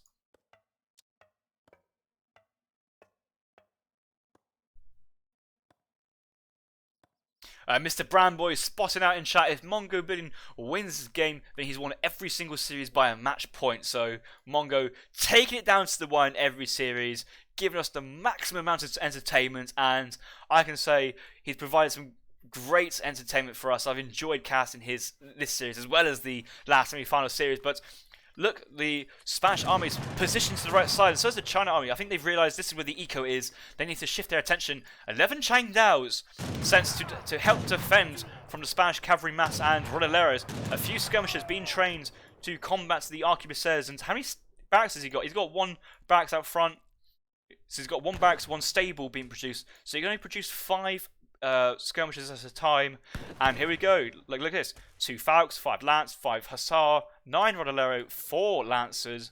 The Spanish players starting to lose that momentum, and I don't know if it's a case of longer you leave it the better or longer you leave it the worse, but with this cavalry mass, I'm wanting to see maybe a bit of a veteran Hussar tech as well as the Cav combat shipments. If you get both those shipments in, the Cav combat and the vet Hussars, that should give you enough stopping power to kind of slam into the infantry of China, stay alive for long enough to keep these guys interested, with the skirmishers behind doing basically the damaging for you, but trying to get the extra HP and the HP from the veterancy and the cavalry combat upgrade onto the Hussars, specifically the Hussars with their... Well, actually the veteran Lancers have a... Well, they are veterans, so once the Hussars have the veteran Hussars, they'll have a slightly higher HP than the Lancer units, but there's a lot of cavalry here. 7 Hussars, 9 Lancers, 16 Skirms, and that's the unit I think Flontier needs to work on moving forward. He's trained a batch of 5 dogs, and the China player is feeling comfortable. He's also pushing out. I think he's got another shipment nearly on the way. And yes, 10 arquebusiers being shipped, and where they gone from? They're not at the back, so they've gone for the forward village here. So yes, with the army, and it looks like Mongo is going to push out here with his infantry army, just like he did with his other game in Arizona, and it's been focusing with the territorial army and deciding to not go for any China cav. And at this point, all the heavy infantry for the Spanish player is, it's going for a little trip home, I guess. But actually, how does this army deal with 2 batches of of the Imperial Army, of the Meteor Hammers and the Iron Flails, especially tied in with all these Redcoats and Changdaos? That's the units Mongo really needs to get moving forward, and let's look and see it's in queue, what he's got going. No units in queue just yet. I think he's out of food. I think he's struggling to get some food going. He's got 6 down here. A few villagers moving around, and yeah, look at all these villagers moving back to the base. They don't feel safe at the top. They feel safe where his army is, and that's getting map control to the south of the map. The outpost goes down mid-map, as well as the barracks. The stable is nearby, and the Flying Crow has gone for the scenic route around the top side of this cliff, and lucky that wasn't picked off. But now there's 2 Flying Crows undamaged on the field, guided by all these Changdaos and Redcoats. You know, Flontier hasn't really been keeping this army in check, but needs to try and protect the flying crows from Mongo. Skirmishers moving to the south. Looks like flying crow trying to still stay with the building. Units in queue, 1 lancer, not too many though. Archivist says to the south, this is where the cavalry is. The Changdao's out of position. Changdao's now against the Lancer cavalry, and big volley from the flying crow into the cavalry. You see how low HP quite a lot of these units are. Archivist stopping, turning their fire into the Rodaleros, now picking off the heavy infantry. We do see, where's the monk? The monk's here. The monk is out of position. Come on, that monk he's getting. He's got so much HP. Another batch of 4 Rodaleros, and actually these skirmishers are doing really well, picking off all these Changdaos. The Spanish cavalry is still on the field, keeping the Spanish Chinese player interested. And now it's just Archibald says and the Flying Crows with a huge army of Lancers and Hussars. Not enough reinforcing anti-infantry. Military population now advanced to the Spanish player. And all his cavalry is on top of the player. And what is this? Is he trying to drag back with the... he's trying to get dragged back with the snared Flying Crow. These units couldn't get anywhere. And that entire army is cleaned up by the Spanish player and his very strong combination of skirmishers and lancers predominantly, and sent 8 Rodaleros to help out, and those 8 Rodaleros certainly drew a lot of fire from the Spanish player. I'm waiting to the chat to catch up with this one, and next card from Flontier has to be the Cav combat at this point, having so many cavalry units on the field and not really many reinforced shipments. He still has the 12 pikes available actually. 12 pikes can give him the siege he needs to take down these buildings, but Mongo pushing out with a monk, a couple of disciples and a couple of skirmishers, that's not enough. And although a couple of criticals come out, it just fallen over. And what do we see? Do we see Manchus? Manchus spawned from the castle. Just imagine if the Manchus were at the previous fight. Skirmishers and Minutemen on the field to try and pick off these Manchus. And for a second game, Mongo's Manchus being caught out of castle as soon as they spawn. 12 pikes being sent to the hometown centre of Flontier, far away from any reinforcements, but the cavalry still standing after all the Manchurian archers have fallen down. Only 4 remaining, but not much army subs behind this. A lot of eco having to run from the castle, being evacuated back to the Chinese town centre, trying to herd on the way. But with all these skirmishers out in the field, these skirmishers can just sit on this hunt. They have no reason to back away, and this dog has seen where these Chinese units are going, and looks like Flontier is staying with the castle, but I think it should just made a beeline straight for these villagers retreating and try and pick them off. No HP upgrade, only the consulate residual HP upgrade on it, and with 12 pikes now coming in, and oh my, we'll see this. Villagers scouted, and Flontier has run away from his coin mine. He does not want to gather it. He's now seen that the entire army is run, and so has the Chinese villagers as well. So both players scared of each other, but Mongo has seen that the Spanish player has seen, and actually this might give time for Mongo to do something to come back in. Actually, there's a lot of villagers here. Like, you see the number of villagers here that was, you know, trying to hunt but couldn't hunt. Just imagine if they still couldn't hunt, but all this army pullback from Flontier, he's now seen that the villagers are run, and he thinks they're nearby, but they're back at the villages. This should give enough time for Mongo to get some sort of reinforcements under his belt, and he has sent 1,000 coin to help get some sort of mass going. Another batch of 6 musketeers. It should be soon time for another flying crow coin being gathered. Some of Power's producing units. Does Mongo have Iron Troop? No, he does not. He's gone through all his unit shipments, so I guess he's kind of stuck with the coin, and then maybe sends territorial army combat to help out, but really needs to prioritize some food in. Mongo's got another town centre up, and how do you afford a town centre when you're in such dire straits in terms of military population? Flontier, I think, has missed a trick. He could have just been pushing this area of the map, and the villagers are... these villagers are around from one side of the map to the other. They come from one side thinking, nope, I'm not staying here. Come to the west side, and again, nope, going back in. But Flontier's army, now joined by the 12 pikemen as well, trying to get some siege damage down onto Mongo's town centre. Flying Crow out on the field, doing some good damage, and the military population has grown back to 36 versus 58, and these are some strong units from Mongo, so it's not over completely just yet, and the cavalry mass of Flontier is actually rather low.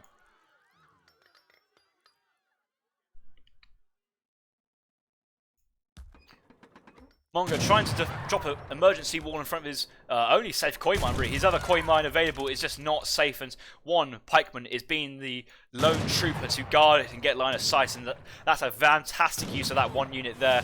And big volley there from Flying Crow, especially with quite a lot of ranged splash damage as well onto the other units. So a lot of these skirmishers are feeling the pain, but the really calc population, Mongo's still in the population, and this army is not getting any bigger for the Spanish player really. And has Flontier missed his timing? We'll have to find out. Skirmishers still on the sides, and we see lots of chat saying Flontier going to win, but guys, 2 minutes later, it's really tough for Flontier at this point. Maybe he has to wait until this gold mine gets used, but still at 1800 coin. Another hunt safe being gathered. A couple of villagers to the north still gathering, and Flontier is not exactly in a better situation. Only hunting dogs, no placer mines available. Chinese villagers, tier 2 food and flumen ditching. Right, here we go. Heavy infantry, gonna go straight onto that cavalry, and I think this might be a right-click moment from the Flontier. If he's going to commit, he needs to properly commit. He has focused down that artillery piece, so I think Flontier's going to feel a little bit more comfortable with his skirmishers, but he's researched caballeros, and this is the modifier versus the infantry, but also the range attack, and you see how this lancer attacks. We've got the range hand infantry versus the range hand infantry as well.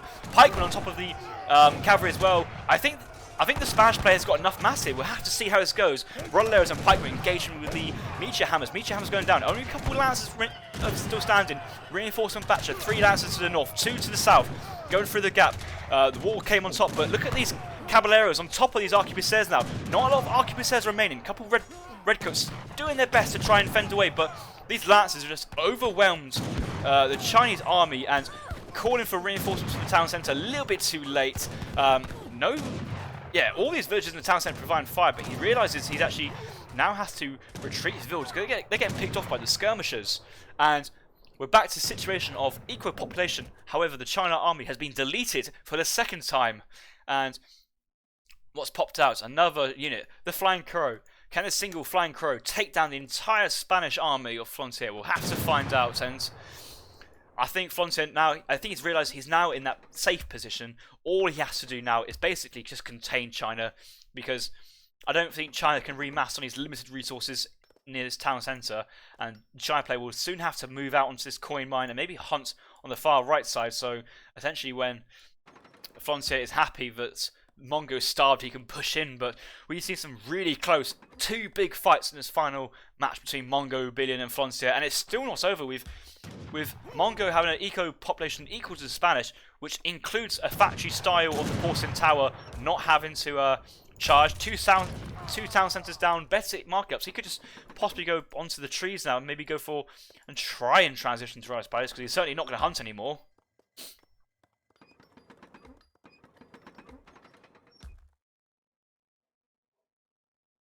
So now that the caballeros have been sent, it's only affecting 5 units, and the next shipment to come in likely is to be either 1,000. I think the 1,000 would be nice at this point. Hand cavalry combat, only a couple units in. Does he have a reinforcing batch of lancers? He has a reinforcing batch of 5 lancers about to pop from the stable.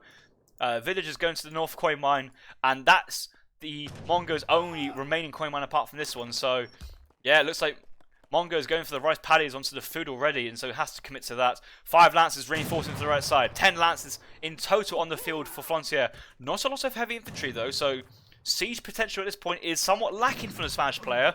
And with a Flying Crow behind a wall, guarded by arquebusiers, it's going to be a tough time for Flontier to try and crack this defence. So I think he's going to stay outside and try and work on the town centre. And another big volley from the Flying Crow. I think this pardon me, there is no porcelain tower for the Chinese player, but the Confucian Academy has certainly paid off with the trades he has received with the Flying Crows. Those Flying Crows have picked off many units so far, I believe.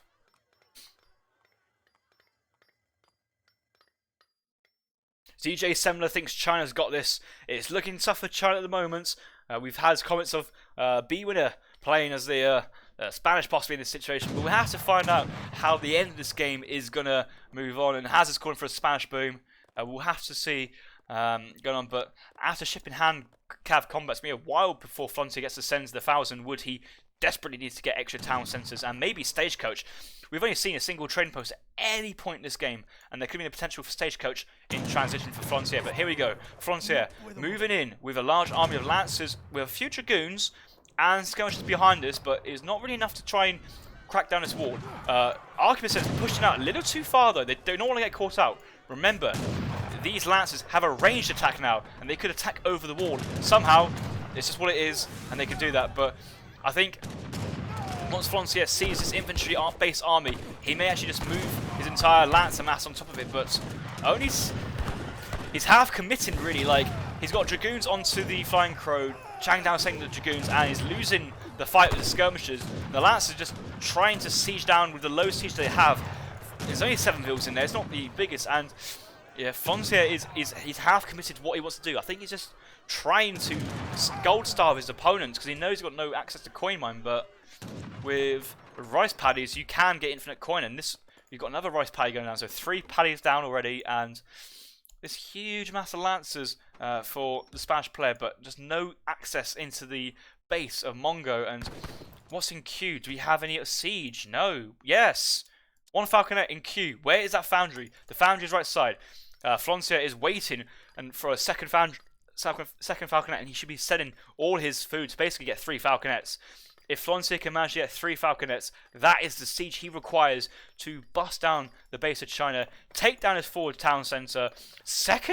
A third town centre being shopped forward, and I think Mongo realises that this coin is so important, and he's got so many spare wood resources, but it provides the Minutemen, it provides town centre fire, and if you've got more than 10 vills here, then yeah, why not? You might as well, I guess. Territorial Army and Repelling Volley for the Chinese player. So these are stronger upgrades in my opinion than the Caballeros and the hand cavalry combat of the Spanish. And he's trying to get their wall down, and look at this. He's been given that time, that war's come up, and Flontier is thinking, what have I just done? I've just let the Chinese player get away with playing more defensive. 2 falcons get up, but remember, the Flying Crows on the field. The Flying Crow does not outrange the falconets, so that's one thing to notice. And if Flontier knows this, he can try and work his magic onto the Flying Crow, and a good dodge there from the skirmishers. But Lancers charging straight onto the Flying Crow, left unprotected by the Changdaos, and that's picked off very quickly. And I think Flontier might just want to sit outside and just siege with his falconets. He doesn't need to overly push in. And does Mongo have Minutemen? No, he has the Colonial Militia, shall I say. That could be a tactical card for him to send now. He's got 2 forward town centres, a third one at the back, as well as potential access for those extra Minutemen from both these town centres. If he hasn't got time to train units, he can just spawn them from his town centre with the Boxer Rebellion card, and that could be a card he wants to send, given that he's not going for cavalry upgrades. He's kind of out of other options, really.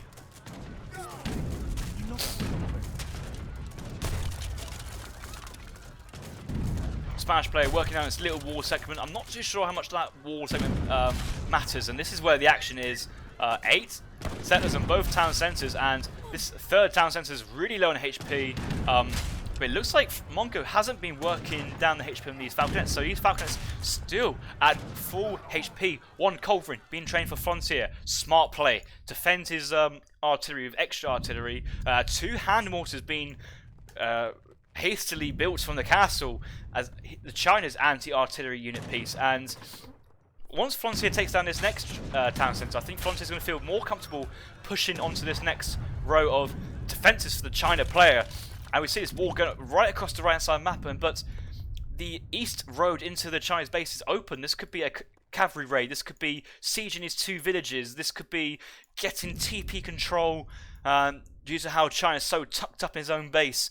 Like, Flontier has 500 food at this point. That could be stagecoach and a TP and another TP being built afterwards. And Flontier has a lot of resources at this point, so the advantage is with the Spanish play. He just needs to try and spend his resources as best as possible. Pop blocked at 150 out of 150. 1,000 wood must have been next card to send. No, he went for the hand cavalry hit points instead of 1k wood. 455 HP Lancers at this point.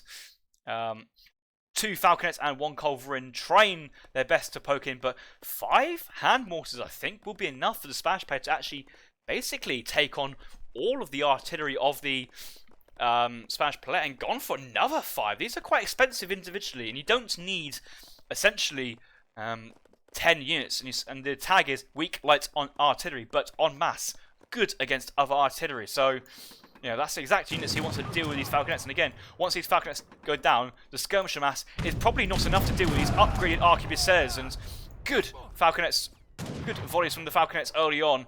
Hand mortars moving in, and these have a long range as well. And I think He's just trying to wait, and the culverin's going to get focused down straight away. And oh my god, that one culverin just one-shots 3 hand mortars, and that's a quite expensive one-shot, and another 2 hand mortars go down, and this culverin's still standing.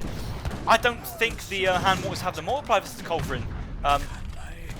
No, they do. The culverin has much more HP, so it feels like it doesn't, but there you go. The culverin survives all the volleys from the hand artillery, and we've got 2 falcons still on the field, outranging the flying crow, and this is getting tense. This is the end of the game, and Mongo, like I said, to that stronghold reference, his home castle is under siege from the Spanish forces, and he's relying to his inner walls and his inner gatehouses to try and defend as long as possible.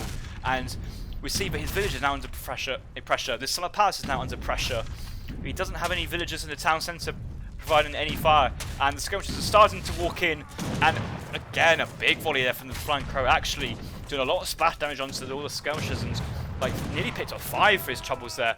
Hand mortars out in the field, culverin working its way on it, but does lose 1 falconet due to the hand mortars. And does Flontier push in? I think Flontier pushes in with this huge upgraded hand cavalry army. He sees that there are 6 guard, or should I say constant musketeers right side. Where's his eco gone? All his eco's left side. Mills starting to be hastily created. All natural resources are starting to run out, and you know, Flontier hasn't got much of any. He's got 38 villas on wood, and he's still not yet got a second town centre or the stagecoach, so Flontier has room for extra eco, but he's baiting the Chinese units out of his comfort zone. He's trying to trade off as best he can with the culverin and falconet. I think once the falconet and culverin go down, he knows he's squeezed the most out of his units, and I think he's just trying to play as safe and cautious as possible. But these are 23 times by 4 range damage or hand attack, but with a range distance onto these disciplined Changdaos and a few arquebusiers. These Changdaos, they are very good, but there's so many units here, especially with the skirmishers reinforcing. But look at this. Flontier's smart. He can just pick off these villas on the rice paddy, deny another eco bit, pick off reinforcements from the barracks, the consulate, and the summer palace. He's not having to push in. Another 2 town centres thrown up in the back.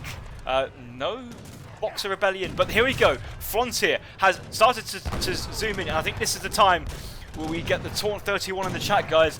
Flontier is smashing his heavy cavalry into the opponent, but it's actually playing. He wants to pick off all the Changdaos with his skirmishers while they're still standing, but all this ranged fire from the buildings is starting to really hurt the Spanish player. But HP, hand combat, caballeros, and he's just going to push in there. So I'm waiting to see some sort of final decisive military movement from Flontier, but he still has the falcon on the field, so I guess he doesn't need to overly push and extend. There's a couple of mills out, no plantation yet, no coin, and these musketeers are just not being challenged, and that must be a pain for Flontier to deal with, but that's okay. The entire army of Flontier is in the Chinese base still, working away on the summer palace. Home town centre gone down. Now that the town centre's gone down, Flontier, if he wants to, can build outposts, barracks to the town. There's no minimum radius. Not too sure he has any nearby units, but he certainly has the opportunity to. Another village goes down. Mongo, not population block though. I think it should be soon time for Flontier to pull the trigger. He's 100 points ahead. I think he knows he's got the advantage, but you know, losing units at home, 8 vills going down to this musketeer raid, being unchecked.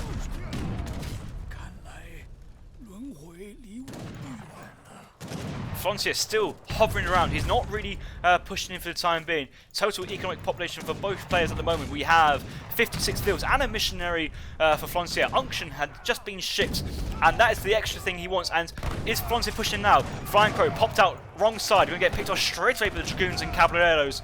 Culverin and Falconet sieging it down, and here we go, guys. Let's go for the Taunt 31. This will be that final fight. Flontier charging his Caballero infantry on top of the Changdaos. The Changdaos fall over, the eco is exposed, and he still has the siege potential to try and siege down some of the units. Rice Paddy down here is denied, 30 villagers for Mongo idled, and all his ecos idled, and only having 5 unit population on the field. I think Mongo is past the point of comeback now, and it's going to be Flontier's home run and final 100-meter dash and final lap of honour, shall we say, as Flontier will come back and take the final game here soon enough to win the series 4-3. I mean, the recalculated populations in Flontier's way, the military population is definitely in Mongo's favour at the moment, and he's just cleaning up another batch of units being spawned, but quickly picked off before the extra cavalry units turn back on into it, and I'm struggling to see what Mongo's options are to come back in. Reinforcing batch of redcoats from behind, trying to pick off the falconets, I think, if they were left unprotected. So trying to get the most out of that units, but with only 3 Changdaos, 3 arquebusiers, and 5 redcoats, it's not really enough to take down the Russian lancers, but look at all this eco basically being denied from Mongo because the army is on the rice paddies.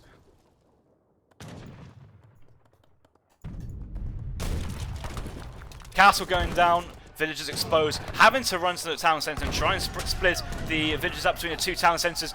More villagers going down for the Spanish player. These lancers are showing no mercy in taking out every single Chinese military or economic unit. Reinforcing batch of another unit, so 2 batches of territorial army out in the field. Redcoats spawn from behind getting picked off, but we do see large upgrades for Flontier. Mill coming in. Quite a lot of upgrades, and where are the donkeys? The donkeys should be coming from the missionary very, very soon. Where are the donkeys? I think it's probably got spawned at home and got lost somewhere. That's unfortunate. But another reinforcing batch of 2 falconets, and if you can't deal with 1 falconet, 1 culverin, how do you deal with another 2 falconets? The hand mortars, the castle has gone. He's frantically chucking down a consulate. I don't know what he wants out of that consulate. He nearly maybe has enough resources to get a consulate upgrade. The monk has being revived, but will soon get taken down. These villager populations is going low. The village is not really doing too much because Mongo has no population behind it. And with a now lead of 160 points, this is Flontier's home run. He's jogging to victory. He's soaking up the applause from all the viewers, and I'm sure all you guys in the chat will like to wish Flontier a massive GG here for the series. And I can just see these 2 falconets moving in even more. 23 recalculating pop, but 17 of that is currently idled. No eco coming for Mongo, no villagers coming in for Mongo, and he's just trying his best to hold on, but it's going to be a noble but futile effort, I think, in the end. Another batch of musketeers producing a consulate, but you know, Mongo, he sent the fringe export to try and fund that. I wondered how he's going to fund that. And all the villagers come out as a final hoorah onto the falconets. And you know, there's actually quite a lot to deal with it. If the villagers go down, there's no eco behind this. Skirmishers coming out. Falconets protected. Falconets firing onto the musketeers. These redcoats are clumped up, trying their best. Cavalries, ranged attack. 26, timed by 4 on top of these infantry. All infantry units go down, and it's just the villagers defending. And we might see an actual automatic defeat from Mongo for running out of any units. And there we go. Flontier has cleaned up, and Mongo wishes his opponent a GG well played. And GG for Flontier, and after a shaky game 1, that series has been back and forth throughout, with Flontier eventually coming out as the 4-3 winner in the intermediate finals of the ESOC Winter 2020 tournament. So, you know, Flontier, he was defeated by Poisson-Deux in that first round of the Advanced Division. Bit of an upset stream there, actually. However, had to drop down into the intermediate division, and from there he kind of pushed his way through an intermediate series. Mongo had more of a difficult route, having lots of matches going to game points. Nearly finished. Going to game points, and so has finally taken out this series. We're lost to Flontier 4-3, and so that's going to wrap up the intermediate division of the ESOC Winter 2020 tournament.